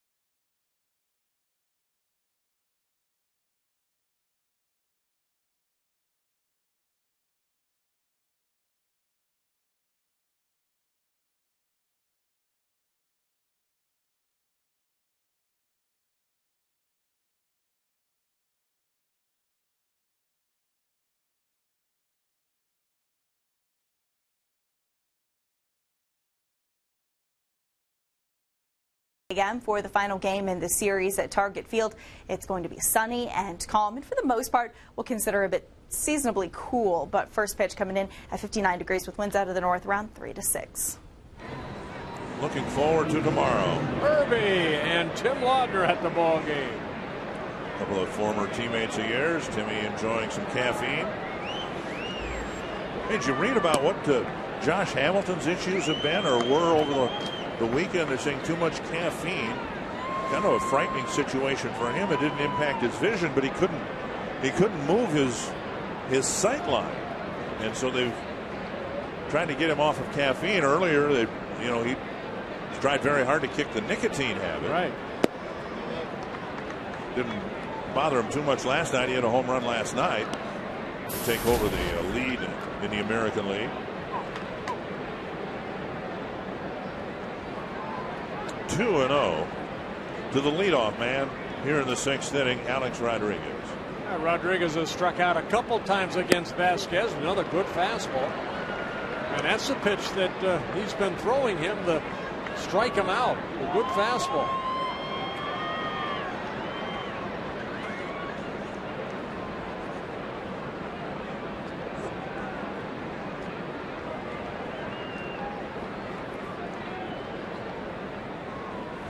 Fouled back, 2-2.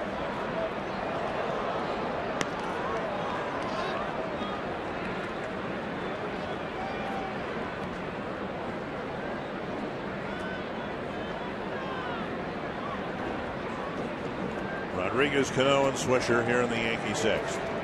This will be the 85th pitch for Esmerling Vasquez. Breaking ball missing, and it's a full count. 1 walk so far for Vasquez. Brian Dunsing warming up.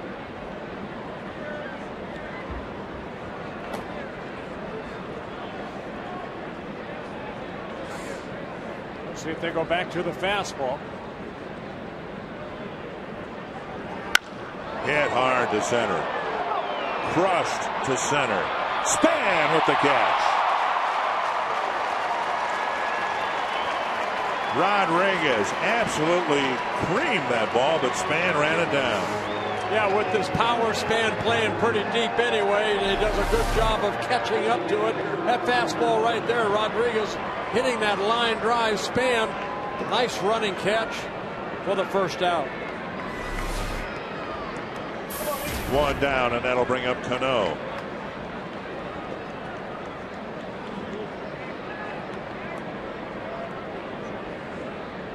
Cano with a pair of singles and a run scored against Vasquez. Yeah, both hits on a breaking ball that he's left up.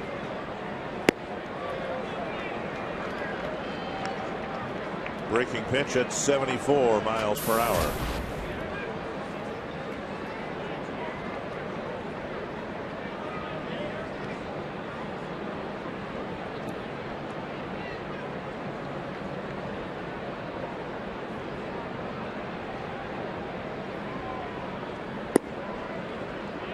One and one.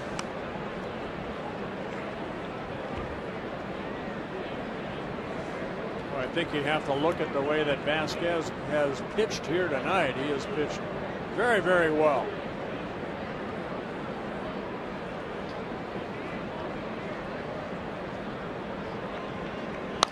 Pulled foul. McKelliher jumps out of the way. Never saw him do that when he was playing. He'd put his face in the way of a ground ball, and you can tell by looking at him. That he did it a couple times.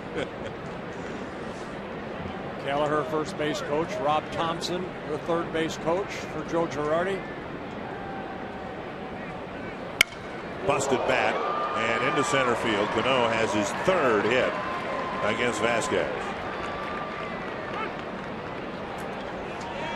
If you act tonight, you can get a steal of a deal when the Twins host the Tigers on Saturday. Again, game time 3 o'clock.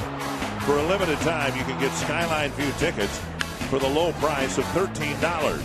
It's only available for a limited time, and you can get it by logging on to twinsbaseball.com or by calling 833-TWINS. And while you're at it, check out all the great ticket offers for upcoming games at Target Field. Here's Nick Swisher. A 2-run home run on a breaking pitch with Cano aboard in the 4th.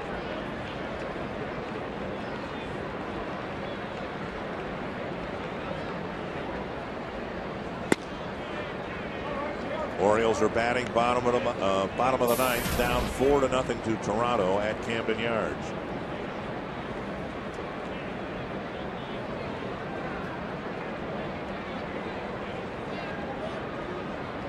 One and 0. 2-0.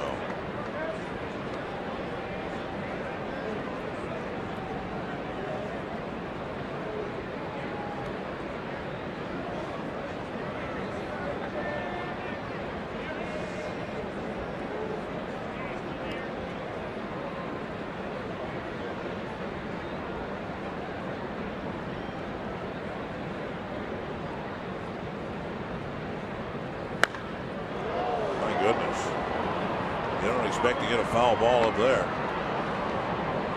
What if they brought their glove?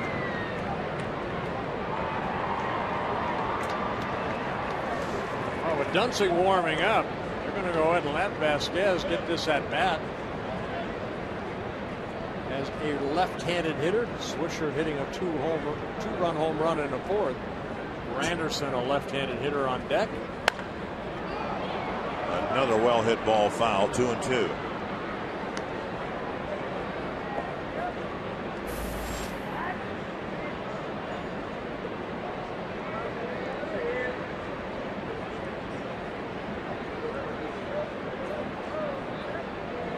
It'll be the 95th pitch for Vasquez. Make it a good one. Good sinker down and away. Get a ground ball double play.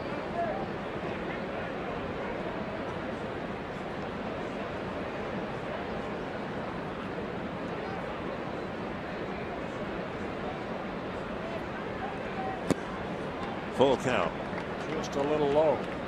There have been 2 strike him out, throw him outs already for Vasquez. He struck out Rodriguez. Mauer threw out Suzuki in the 3rd. Then in the 4th, he struck out Ibanez, and Martin was thrown out by Mauer. There have been 7 3-2 counts here tonight for Vasquez against the Yankees. Cano does not go, and the pitch popped up near first base. 2 down. And that'll bring up Granderson.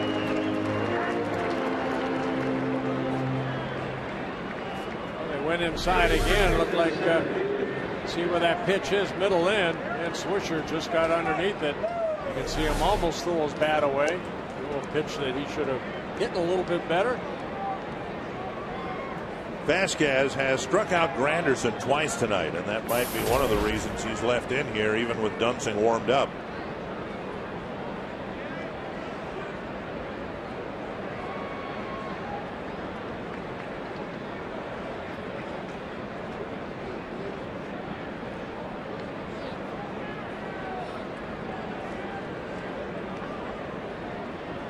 Tampa Bay leading Boston 5-2 in the 8th.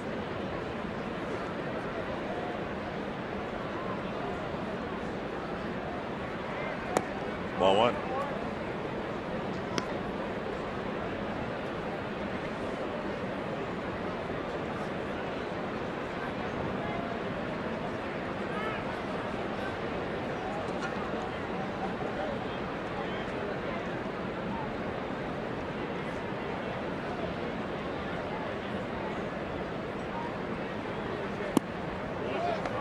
Two and 0.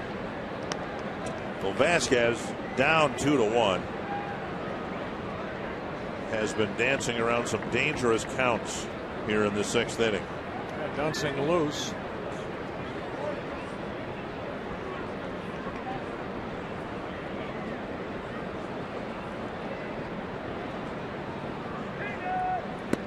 Three and 0. And his next pitch will be his 100th.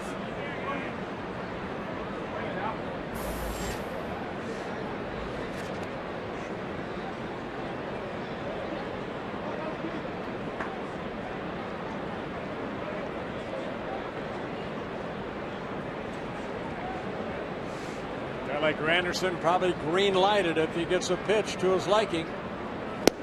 Ooh. And he did.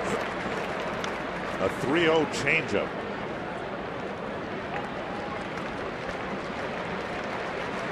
Hamilton, the league leader.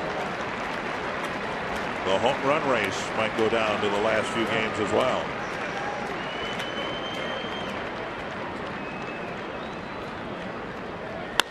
To center. To Span. Another good changeup. 6 awfully good innings for Esmerling Vasquez. Great job. See if the Twins can get them some runs and a lead.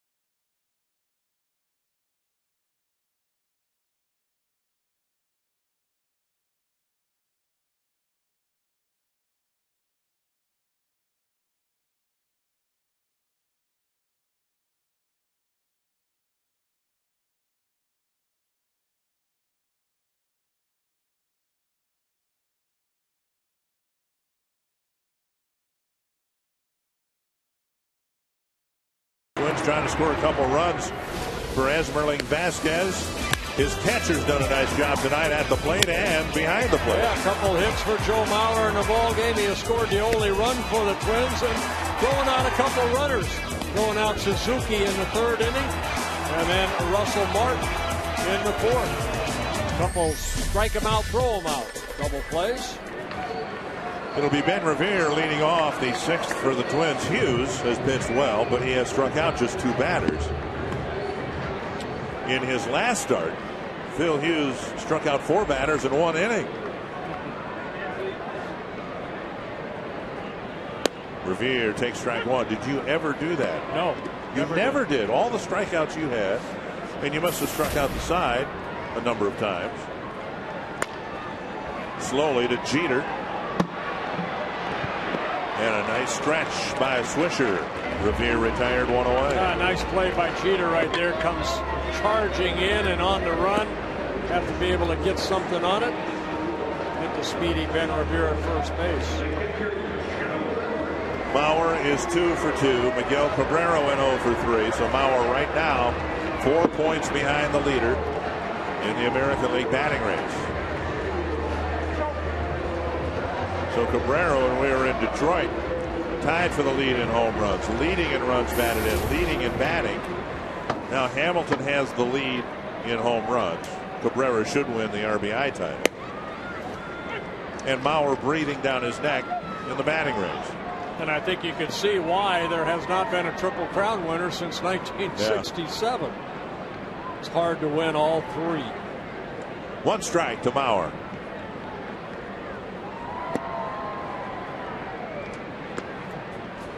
Toronto has finished off the Orioles tonight. By finishing off, I mean in tonight's game, 4-0. And the Yankees now have a 2-game lead.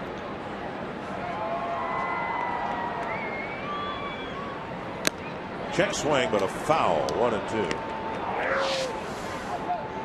Well, Cabrera and the Tigers will be here starting Friday night.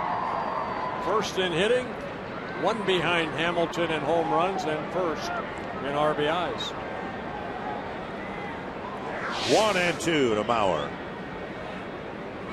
Got him, struck him out. 2 down. Yeah, breaking ball right there. Almost like a changeup at 80 miles an hour. And Mauer, a strikeout victim. For Hughes, his 3rd strikeout. Ooh. I think Joe would like to see that pitch again. Time for the CenturyLink high-speed pitch. Yeah, Phil Hughes at 93. Vasquez 102 pitches, clocked as high as 93. Little pop up to center. Hughes on 7 pitches has a 1-2-3, 6th inning. Another quick inning.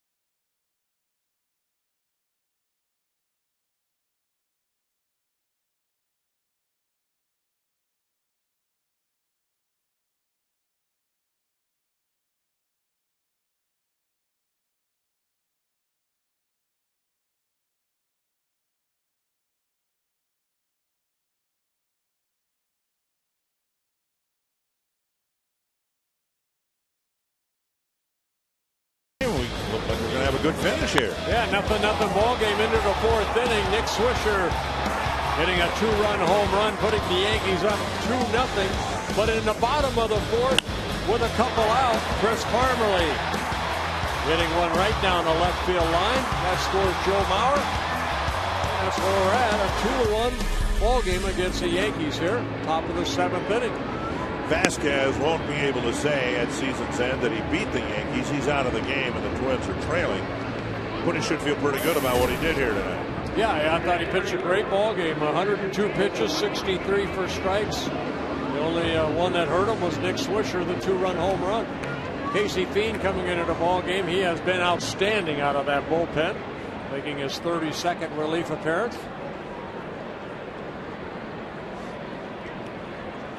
Martin, Ibanez, and Nix to face Casey Fiend here in the Yankee 7th. First pitch, blasted to left center, and it's 3-1.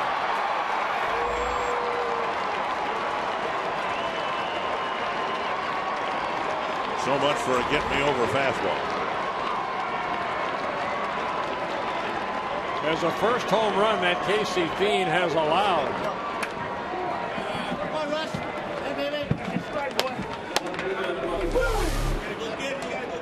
Fastball, Martin hits his 19th home run of the year.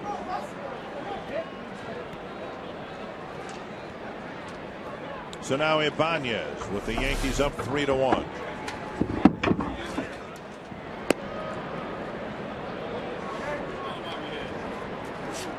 Pretty straight right there.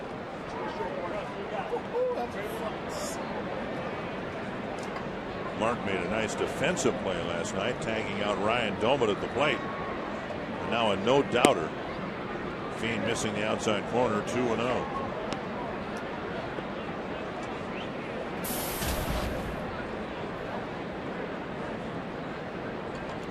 Yankees won last night 6-5. 5 of the 6 runs scored on home runs. The other run scoring on a ground out in the first inning. And now all 3 of their runs here in tonight's game scoring on home runs.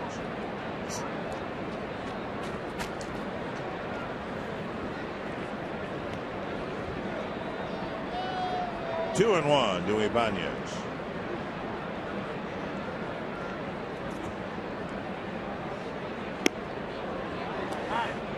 Tried the outside corner but missed. 3-1.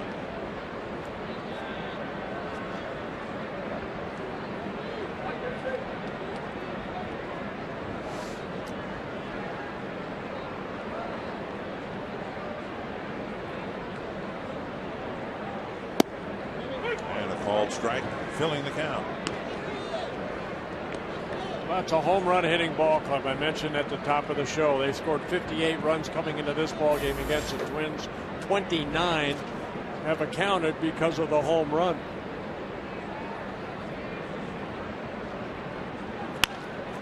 Pop up toward Plouffe. One away. And that'll bring up Nix.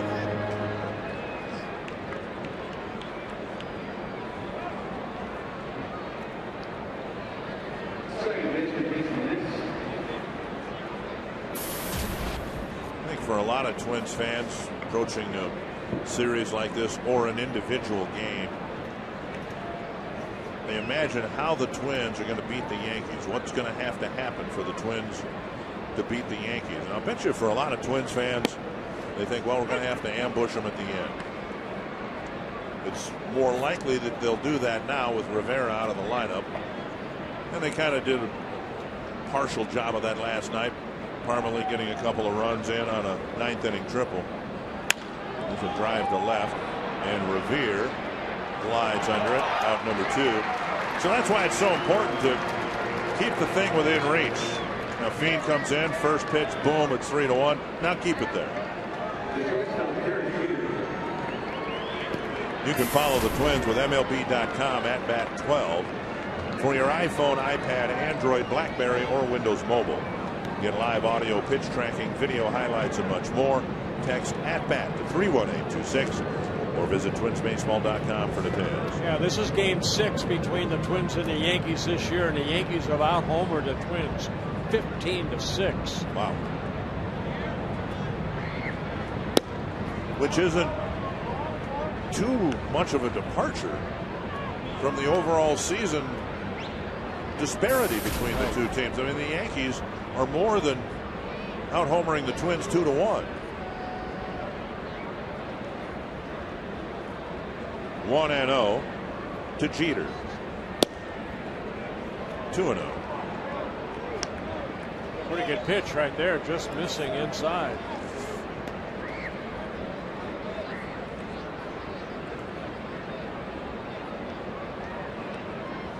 Bean getting called up in July, so he did not see the Yankees or pitch against the Yankees in April when the Twins were in New York.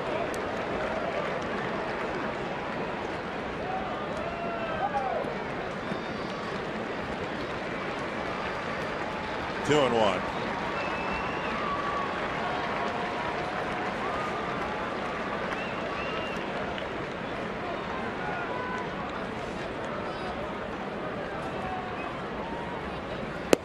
Half swing. Strike 2. Just looking, this is Casey Fiend's first appearance against the Yankees. So he learned something right off the get-go. Don't throw Russell Martin a fastball to start the inning. Jeter didn't think that was a strike, and it looked like he was right. Instead of it being 3-1, it's 2-2. Whoa. Wow, I think they made up for it right there. Fiend was headed toward the dugout. A couple pitches. Took a couple steps. And you say, sorry, Mr. Umpire. Or you go over there and you pick up some grass or something. You saw something. Full count to Jeter with 2 gone in the Yankee 7th.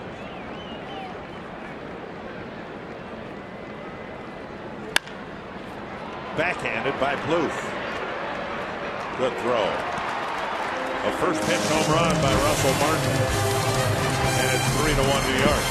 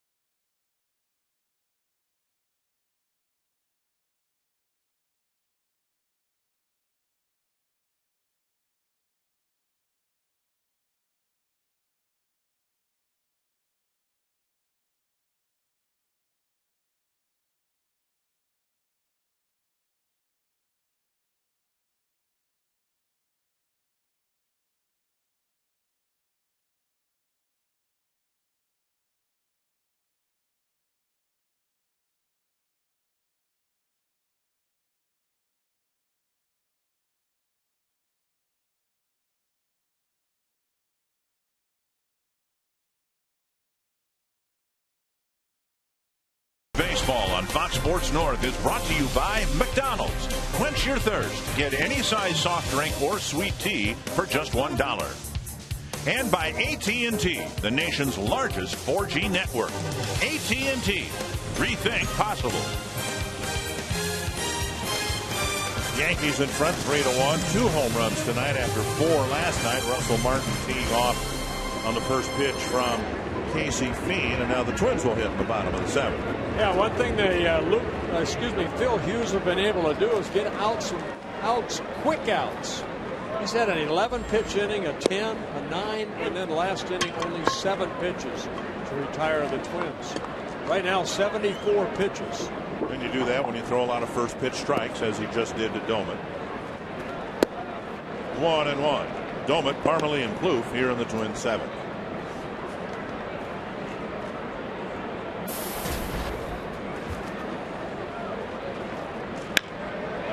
And a solid single to center for Domet. So the leadoff man is on. Second time that Domet has led off an inning with a single, and that'll bring up Parmalee. Almost the same spot for Domet up the middle. Line drive into center field.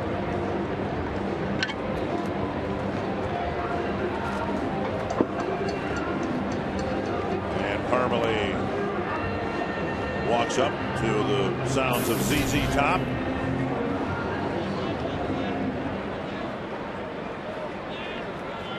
And he comes to the box representing the tying run. Down and in, ball 1.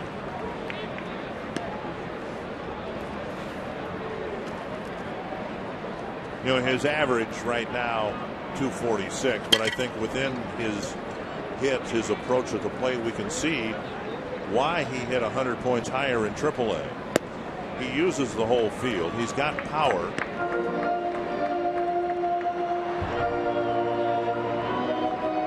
Now the double down the left field line, that was just a little flare, a little pop-up that landed, but his triple last night, a line shot to straightaway center field.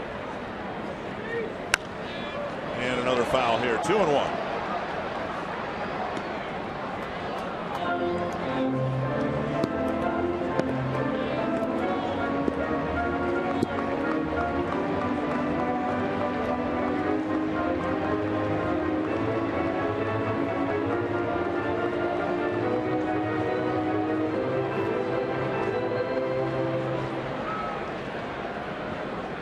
Given up 34 home runs on the year.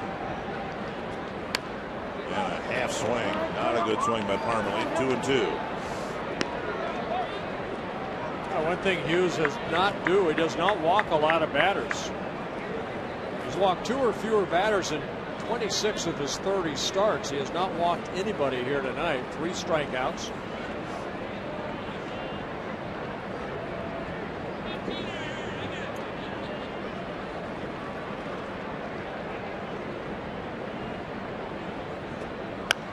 Foul back again.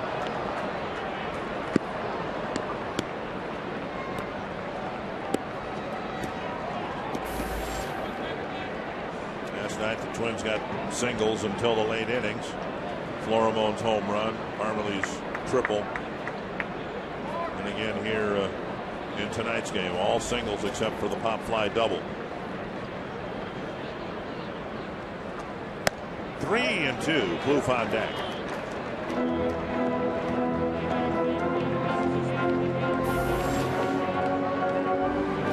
For Phil Hughes, this is his third 3-2 count to a Twins batter.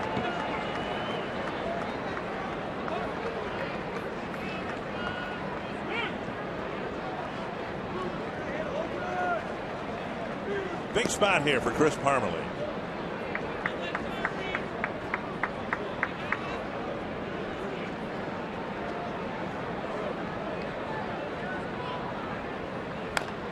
Got a piece of the breaking ball.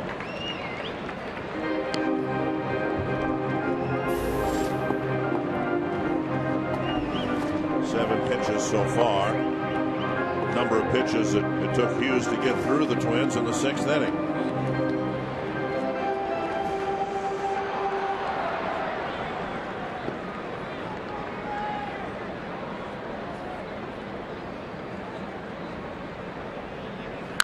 Fouled back again.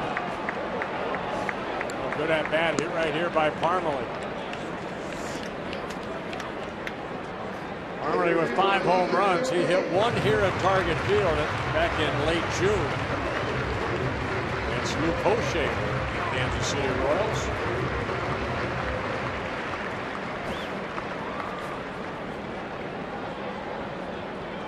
Another 3-2. And another foul ball. 4 2-strike fouls in this battle between Hughes and Parmalee.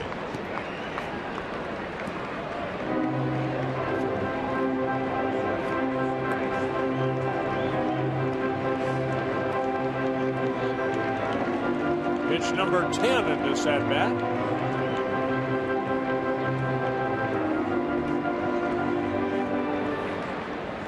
Twins trying to do something with Domit's leadoff single here in the 7th. Took it up high, and he takes a walk. Good eye by Parmalee. First walk for Hughes.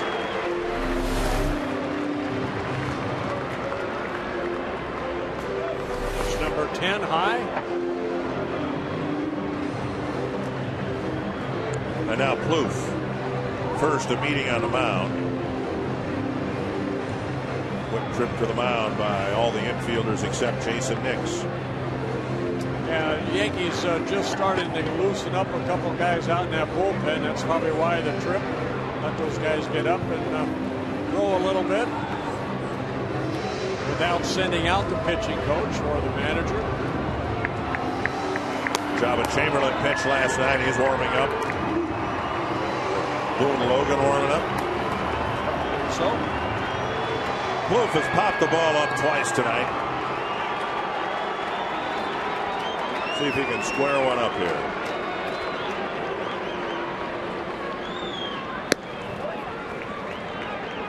Fastball up and away, and a bluff throw to second.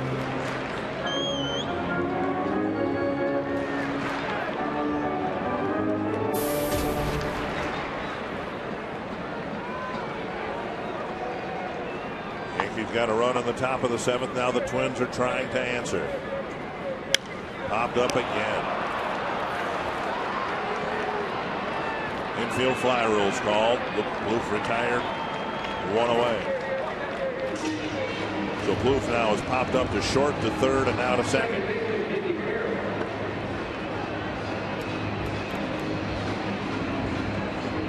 That'll bring up Carroll. I think we said it in the first inning last night. You get opportunities, as the Twins did in the first inning last night, and now here in the 7th. You got to come out of it with something. they have to take advantage of it.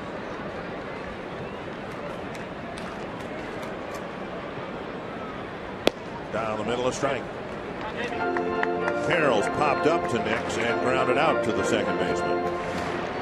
Yeah, Granderson, Suzuki, center and right playing pretty shallow.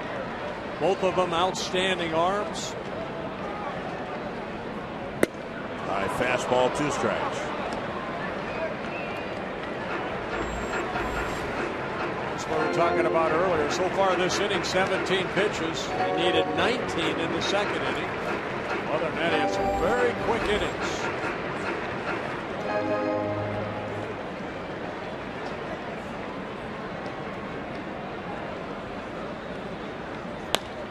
And Carroll fights it off. Half the pitches this inning thrown to Parmalee.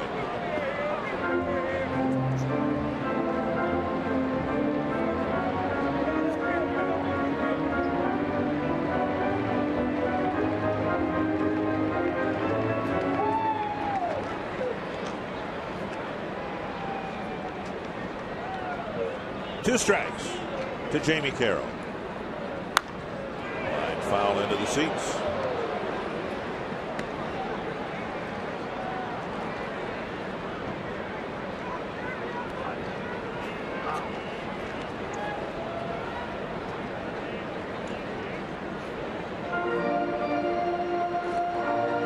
Not much speed out on the bases with Doman at second, Parmalee at first.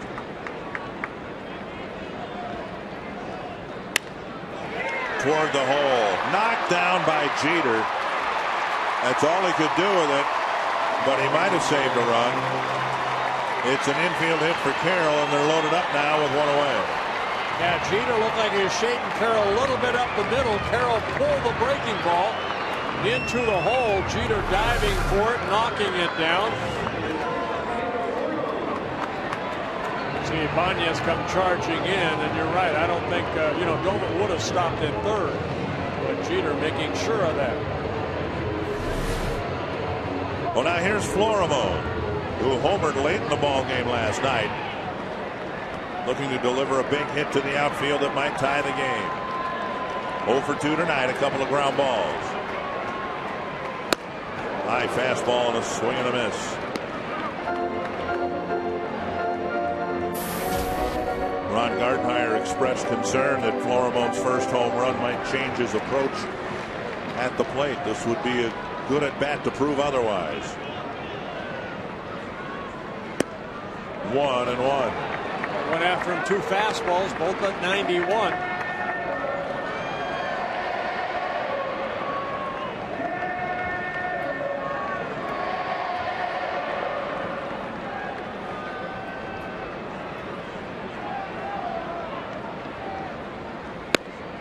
Two and 1. Another fastball at 91.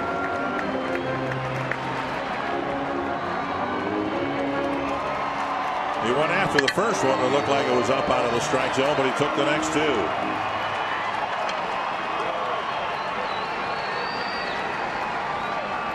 2-1.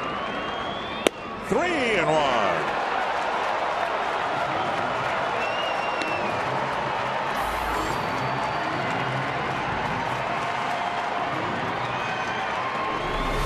Swung at that high one. You can see all of them out of the strike zone. Should get another fastball here.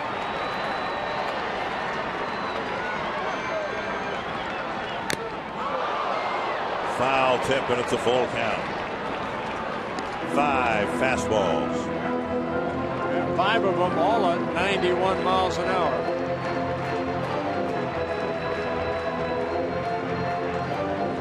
Florimone will hope to do what Parmalee did such a good job of on a 3-2 pitch. Took a fastball that was just up out of the strike zone for a walk. Struck him out. 2 down. 6 pitches, all at 91, and Florimone swinging through that 3-2 fastball. And Joe Girardi coming out. Will be a pitching change. Challenge him, and he did. And Hughes won the battle.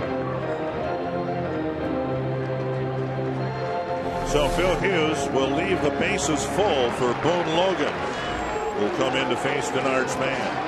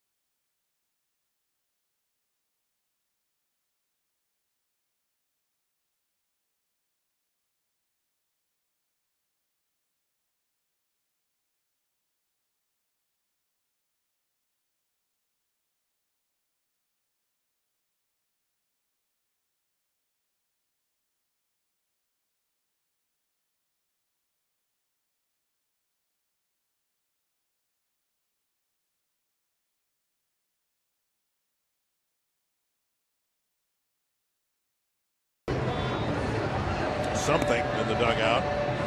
Hughes leaving the bases full.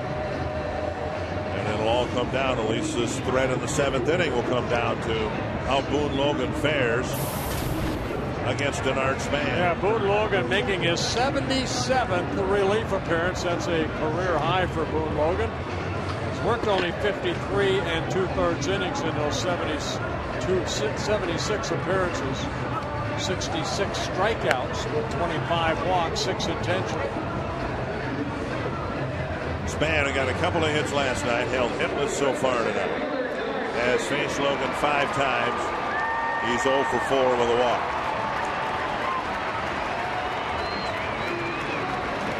Logan with a fastball, hard slider, and a changeup in his 3rd season with the Yankees.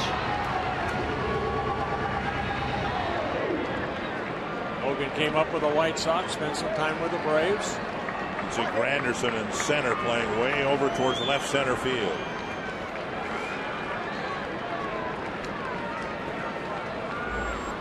Really pretty shallow.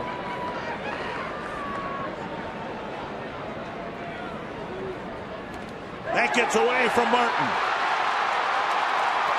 Doman scores. It's 3-2.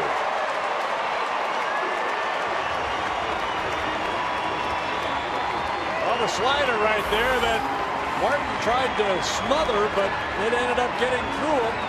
Doman scores. Parmalee advances to 3rd, and Carroll to 2nd. I think it hit the plate. Yep, skipped off the plate, and then through the wickets of Martin. Logan charged with a wild pitch, his 3rd of the year.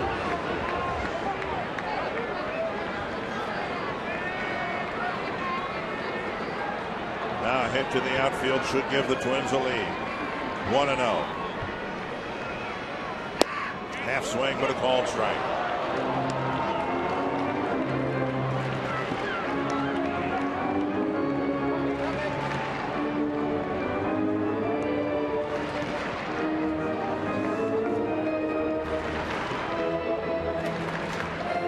Each team with a run on the board here in the 7th. Twins trying to put a crooked number up.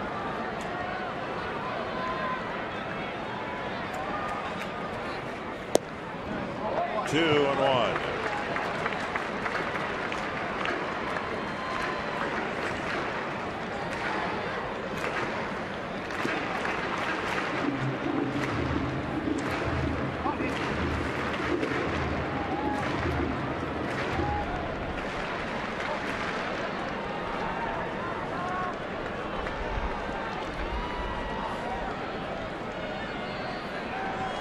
Two and 1 to Span. Pitch gets a swing and a miss. That slider.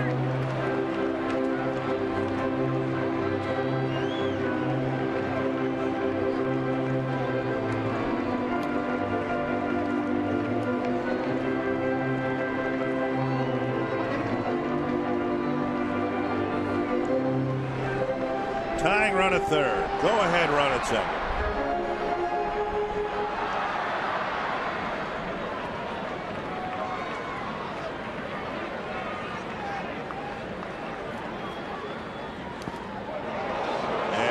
Gets down on all 4s to block that one. Yeah, he smothered that one. That one went on the other side of home plate. Martin does a good job of smothering the ball. Another slider. Full count with Revere on deck. And first base open.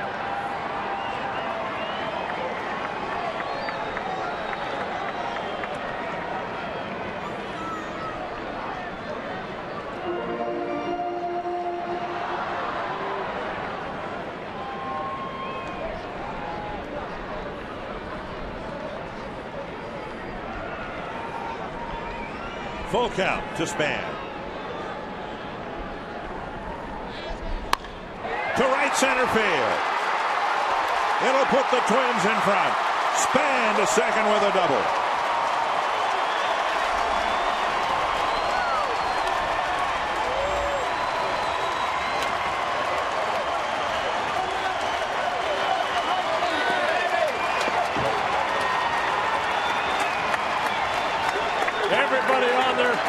Target Field, well, except for the Yankee fans, but a breaking ball. Span, you mentioned that Granderson was shading him a little bit to left field. Span beating that shift and hitting it to right center, driving in a couple runs.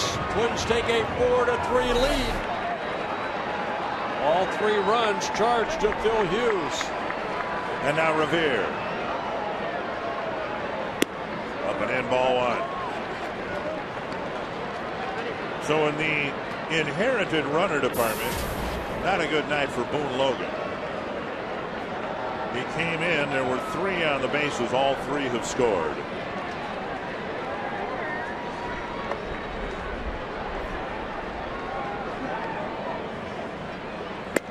A strike, 1-1.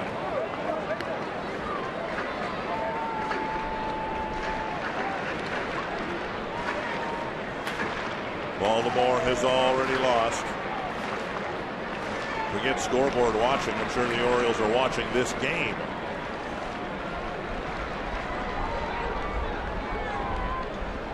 Inside, 2-1.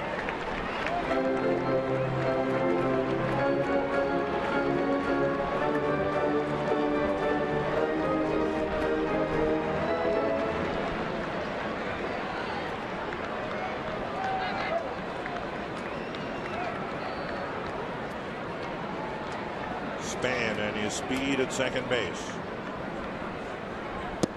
3-1. Bauer on deck. A good take right there by Ben Revere. And Martin to the mound.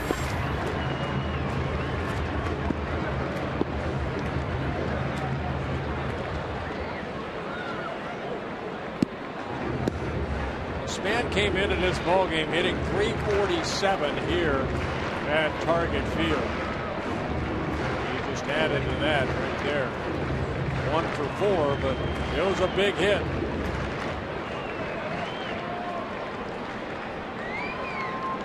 Three and 1 to Ben Revere. The corner, 3-2.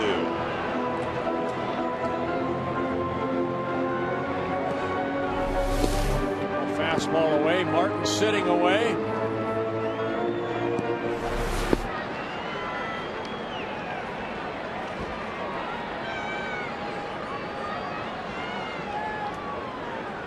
Full count to Revere.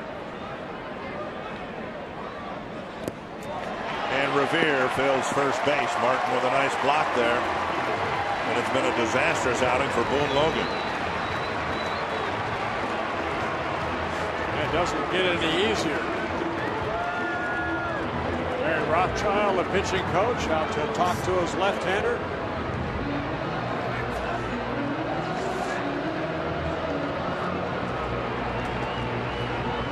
The next batter is Bauer. And of course Logan brought in because the Twins have 3 lefties at the top of their order. But Logan hasn't gotten Span. He didn't get Revere. And now Bauer has faced Logan 12 times in his career and gotten 3 hits and 4 walks. So he's reached more than half the time against Logan. And another lefty, Morneau, lined up behind Bauer.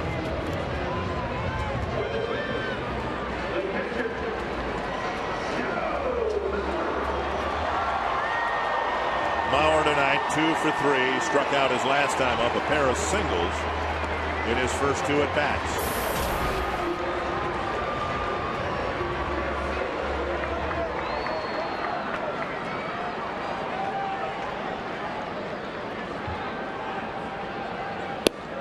On the outside corner, a strike.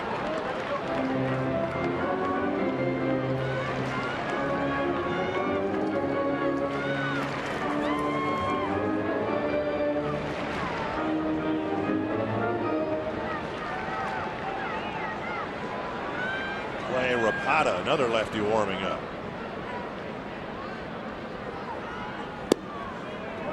Rapata, I'm guessing, warming up for Morneau, even though obviously it would be a lefty-lefty matchup. But Morneau, looking at the stat sheet, 7 for 14 with a home run against Boone Logan. So if Morneau comes up this inning, Joe Girardi might bring in a different lefty. 1-1. 2-1.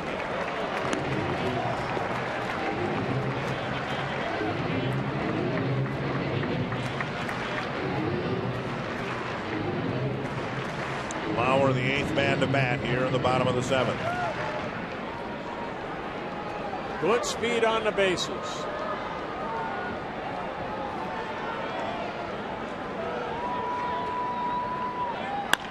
Line to right, a base hit. Span around third, he'll score. Mauer's 3rd hit, and the Twins lead by a pair. Typical Joe Mauer at bat. Get the count in his favor. Got a pitch up, lined it into right field. And that speed, see the breaking ball, Joe pulling that ball, taking off with 2 outs. And Span scores. 4th run of the inning. And Joe Girardi's going to let it ride with Morneau against Logan.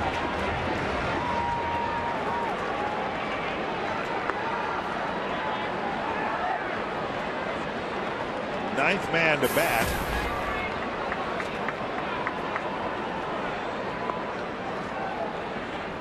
Big swing and a miss. Now I don't know why the Yankees would warm up another left-hander if they weren't going to bring him in to face Morneau. You certainly wouldn't warm him up to face the switch hitter Doman. And Rapana is warmed up.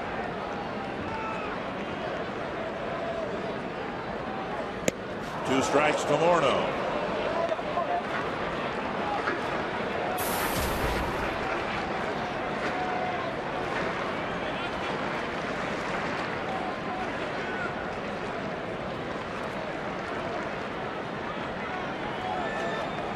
First Hughes and now Logan.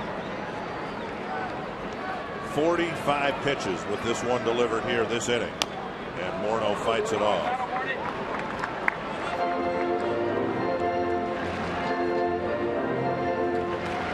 And Morneau 7 for 14 against Logan. 5 singles, a double, and a home run.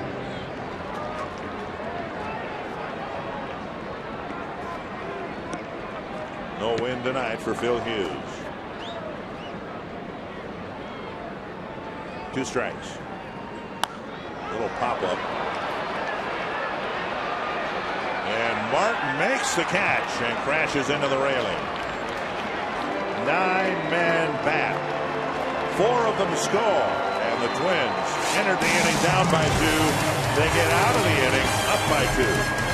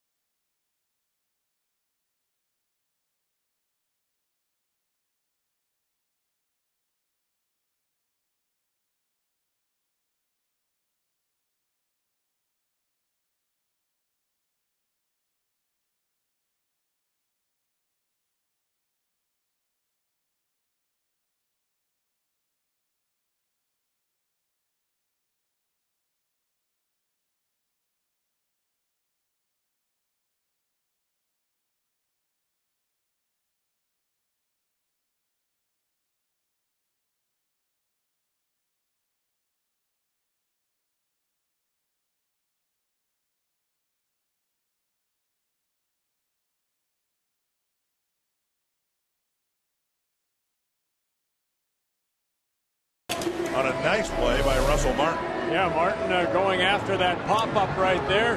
Good concentration, catches it, then bangs into the railing.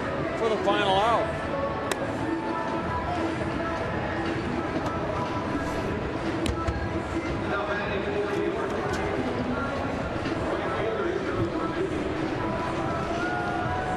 Well, it's set up for the Twins now, going here to the top of the 8th inning for the two guys to come in and hopefully get some quick outs.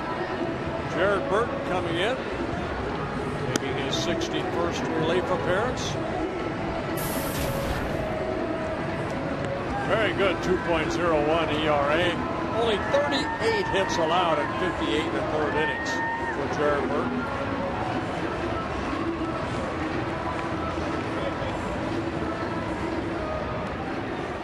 Ichiro Suzuki will lead off the 8th, and Alex Rodriguez and Robinson Cano.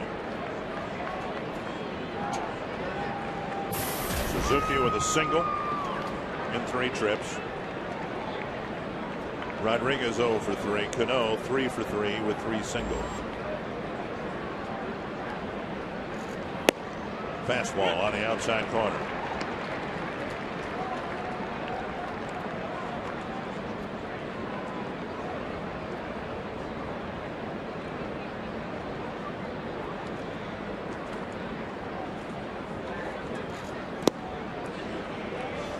Now, don't know how this is going to turn out, of course, but Jared Burton, as far as the Yankees are concerned, kind of an international man of mystery. They haven't had much exposure to him at all. I pitched against him earlier this year, an inning and a third of shutout baseball. But for most of the batters, they've had 1 at bat. Right. And that's it. Now 2 and 1. Russell Martin's seen him a few times. Jones has seen him. But he's got that peculiar pitch, that circle change that drops straight down. Right now he's got a 2-1 count to Suzuki.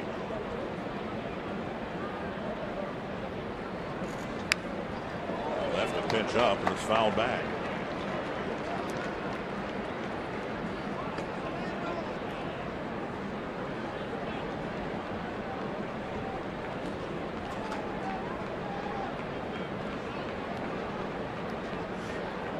Burton the last 5 years up and down with the Cincinnati Reds.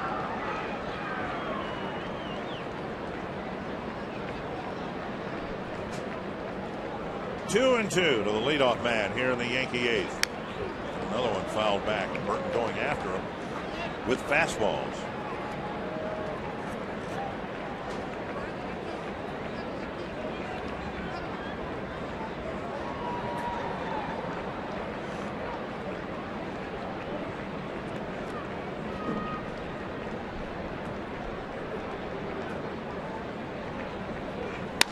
Bounce to short.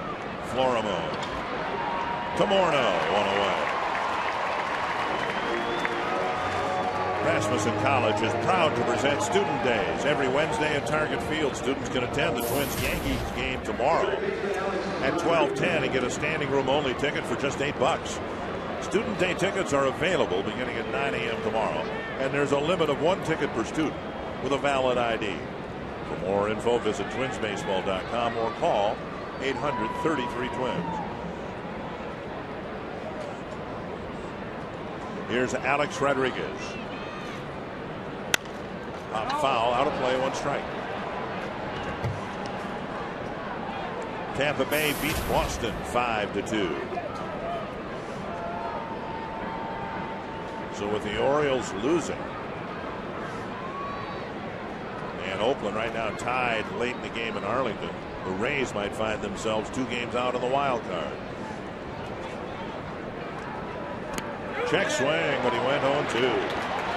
Yeah, Tampa Bay's at that point now that they cannot lose too many more ball games. Angels have a 2-0 lead on the Mariners early on in Anaheim. They're right in the middle of it. There's a wild card race. Most of the suspense is over with in the National League. Well, we've got plenty of it in the American League. Off the plate, 1-2. Fun time to be a baseball fan. 33,346 here tonight at Target Field.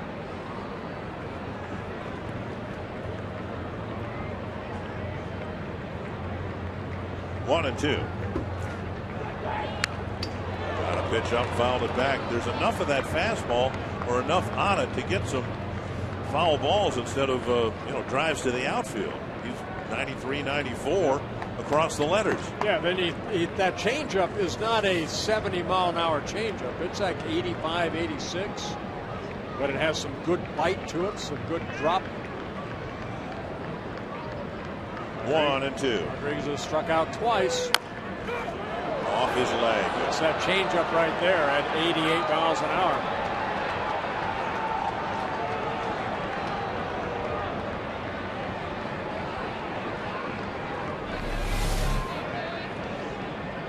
He has that pad on that left foot right off the instep.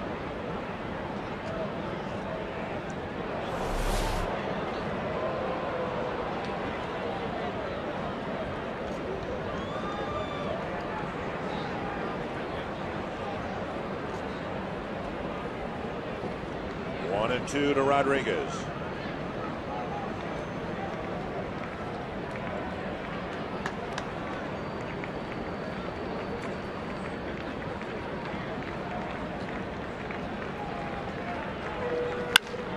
Florimon again. 2 down. And those are the plays that impress Ron Gardenhire from Florimon. Just make the routine plays. No, that time he took an extra little shuffle step because I think he realized Rodriguez wasn't going to be running down the line that well. Well, the ball got to him pretty quickly, so he does a little crow hop, make sure he puts enough on that throw to get Rodriguez for the second out. Now with Ichiro, he had to get rid of it quicker because of the speed. I guess that's one of the reasons earlier the question was of the young players, who do you like? And I like Florimon because I think he's out there and he's paying attention, which you wouldn't think would be too much to ask. But I think we've seen it go the other way too. 1-0. He had, how could an at-bat be more frustrating for you than his last at-bat? Bases loaded, Yankees, fans on their feet, game on the line, or so you thought. And he struck out on a 3-2 pitch. But he's just come back and made a couple of nice routine plays. I'm sure he's reminded, what you do offensively, don't take it out on the field with you. 2-0 to Cano. 2-1.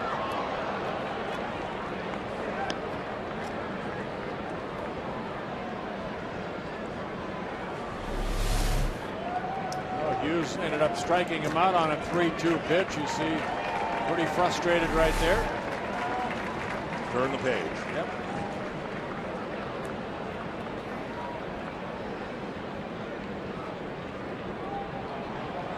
Two and one. And now 3-1. Of course, any base runner will bring the tying run to the plate. Swisher's on deck, and he's already homered twice in this series.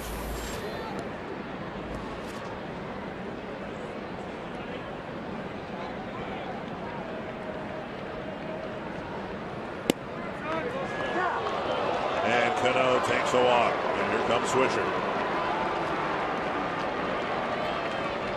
The one thing Burton didn't want to do, and he did it here with 2 gone in the 8th.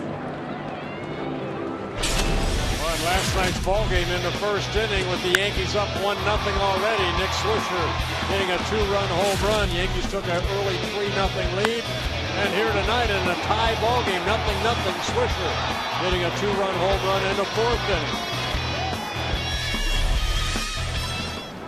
For Burton, just the 13th unintentional walk in 59 innings.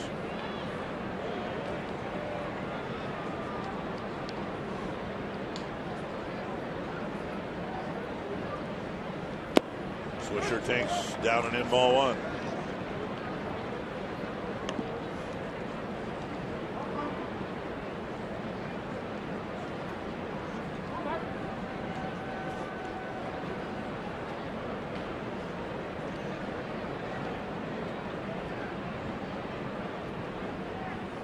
Fouled back. There's that 94-mile-per-hour fastball again that's elevated. Well, one ththing that Burton has done a good job of, too, his last home run allowed, you have to go back to May 24th in Chicago. So he has not given up a long ball, only 4 on the year. He started off the season in Baltimore where he gave up 2 home runs. Right after I said his history is he doesn't give up many home runs, and he gave up 2 of them in that outing.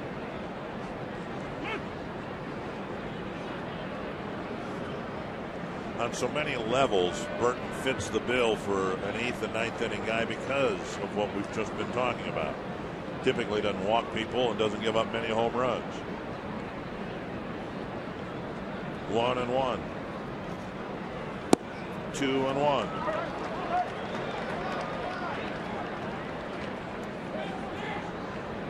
Derek Lowe warming up. He's on the left, and David Robertson warming up on the right. Closer warming up, and it might be that if Swisher extends the inning here, Perkins will be brought in to face Granderson. 3-1. So after a 2-out walk to Cano, Burton has pitched his way into a very dangerous count to Swisher. They tried to change up right there on 2-1, and Mauer fought with it a little bit. Cano stayed at first base.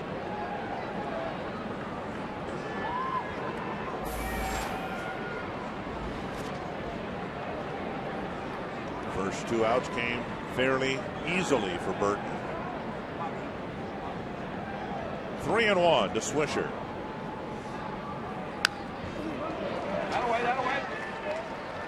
I don't know if he's trying to get the ball down at all. I mean, he's throwing it right from the belt to the letters. Every fastball's been elevated. That had a little giddy up right there at 93.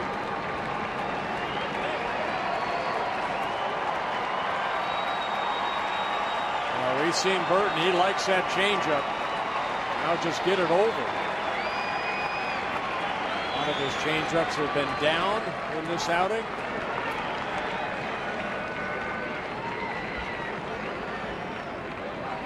Got him. Got him. Good changeup. 2-out walk does no damage. Burton holds on to that 2-run lead.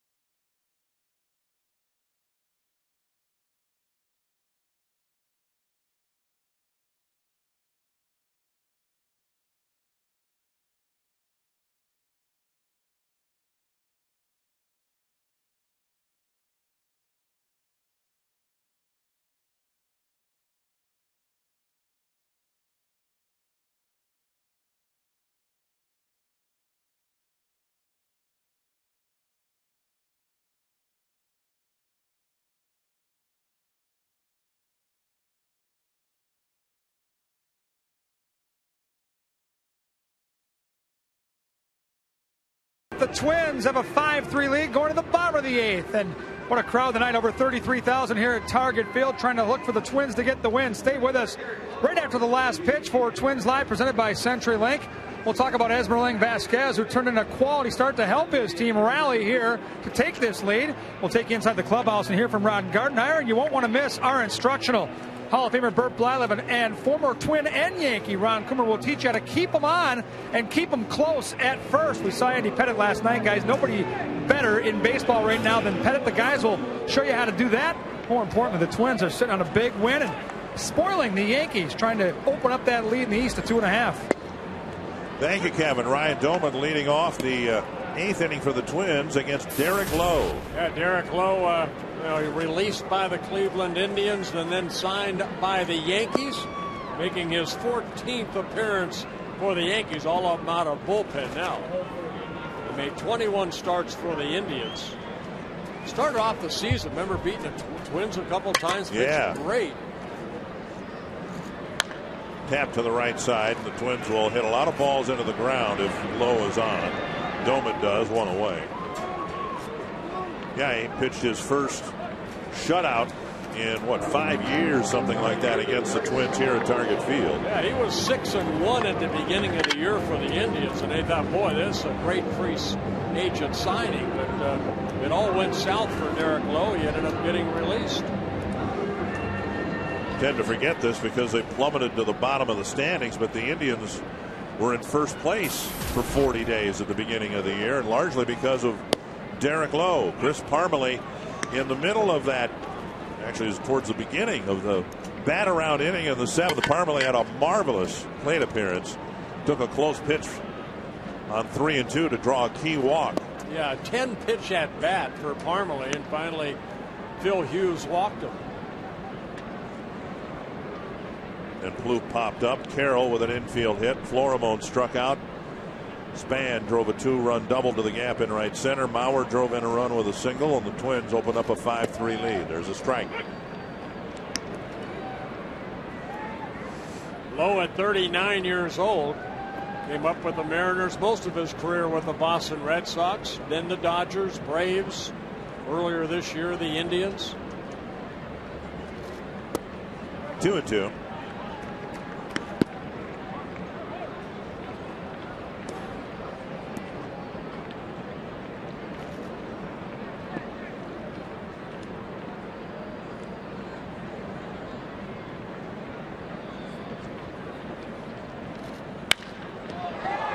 Off of Lowe to Jeter to Swisher.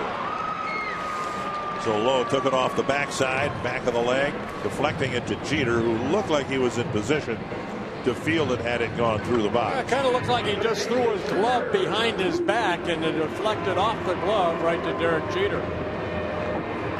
So right back up the middle, kind of behind Lowe. He gets an assist. A 1-6-3 put out. 2 down, and that'll bring up Plouffe.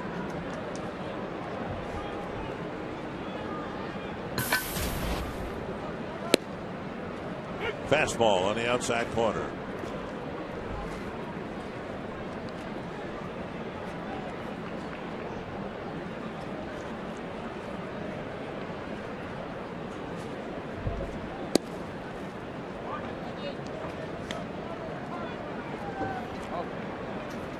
In this sense, a favorable matchup for Plouffe was pop the ball up 3 times. Lowe's hard to pop up. 2-1. Just a bit outside.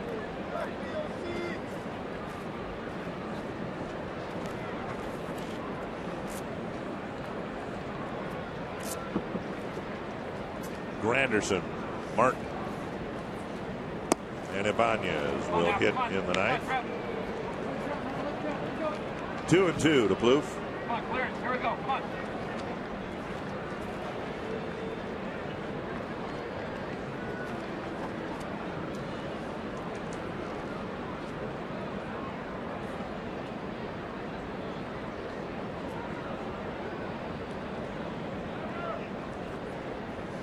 Back outside again. 3-2. Just a bit outside again.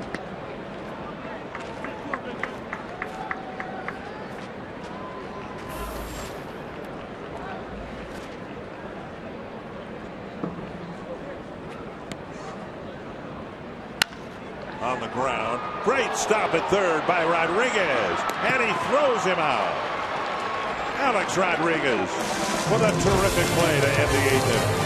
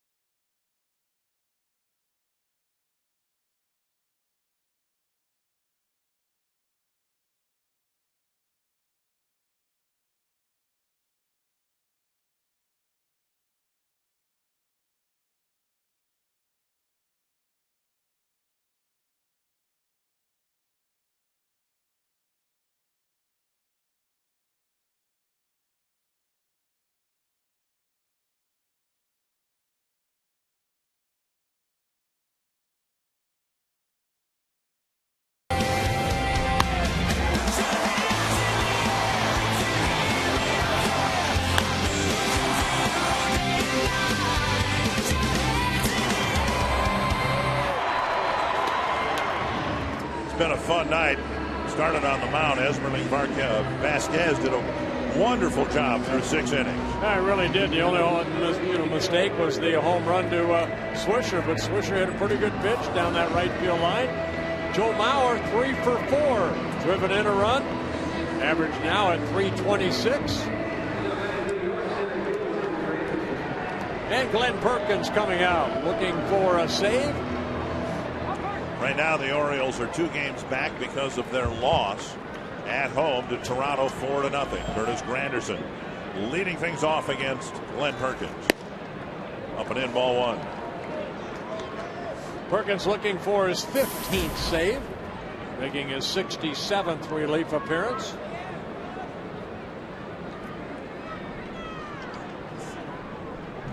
Twins with a lot of defensive changes here. We'll get you caught up as best we can, as quickly as we can. Matt Carson's in left field. Ben Revere has moved over to right. 1-1 to Granderson. 1-2. It's worth a question to Ron Gardenhire after the game. There you see a Revere in right field. If Swisher had reached in the 8th, would Perkins have been brought in to face Granderson to get out of the 8th and then presumably through the 9th? Florimone scoops, rockets his throw over to Morneau.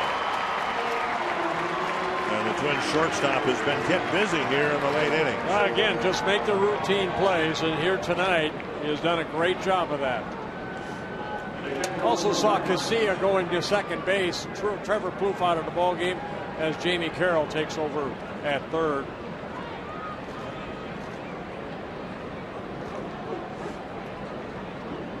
Here's Martin, 2 hits, including a home run his last time up. Well, his last 3 at-bats, he's jumped on that first pitch. He lined a base hit in the 4th and then jumped off the first pitch that Casey Fiend threw him, hit the home run, and swung right there at a high fastball from Perkins. Strike 2. Woods the hard slider there at 85.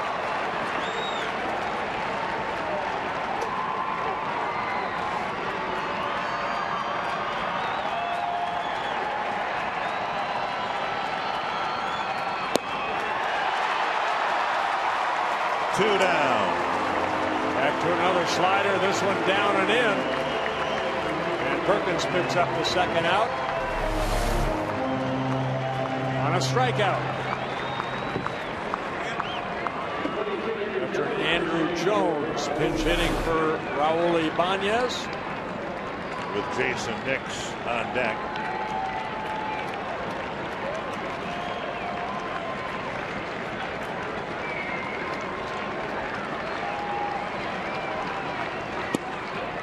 Breaking pitch down and in, ball 1.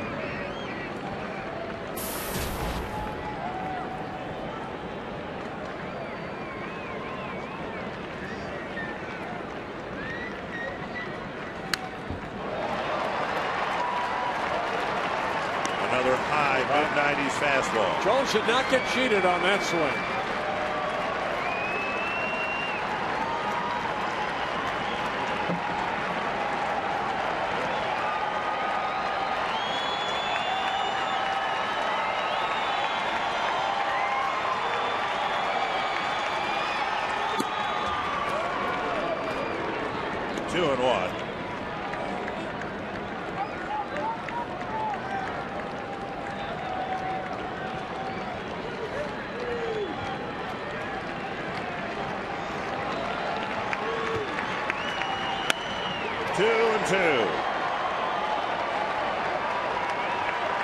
Over 30,000 here tonight.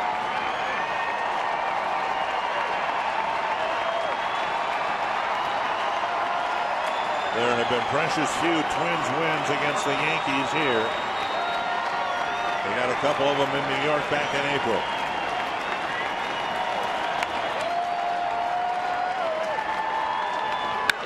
Deep to left field, and it's a 1-run game.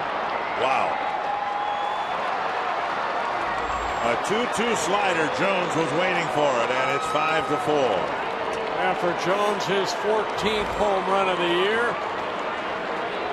And all 4 Yankee runs tonight coming on long ball. And his second as a pinch hitter.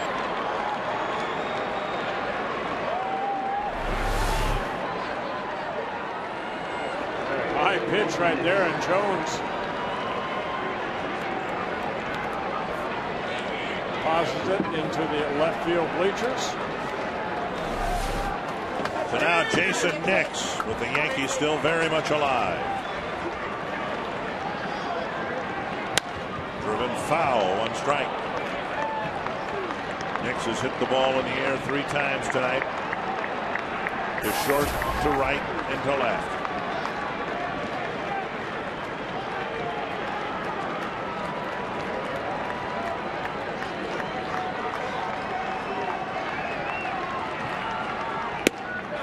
Just off the corner. Very close pitch, 1-1.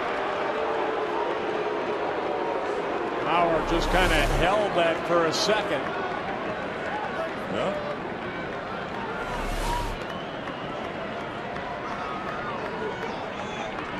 One and one.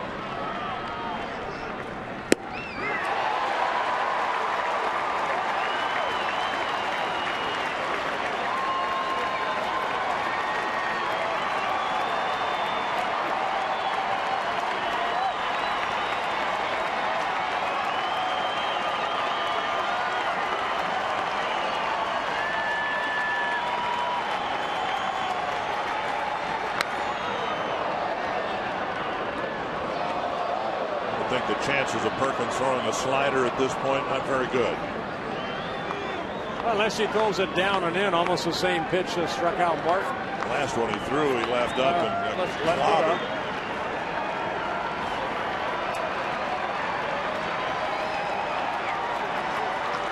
Just trying to overthrow it. Nice and easy. Slider down and in.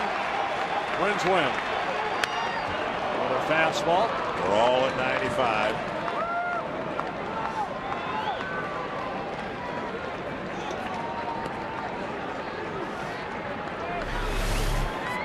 Everything away, away, away. That's why I'm saying throw that slider down and in. Just like he did to Martin. Ahead in the count. 1 ball, 2 strikes. Got it. There it is. See? Nice and easy. The season series between these 2 teams is 3 apiece.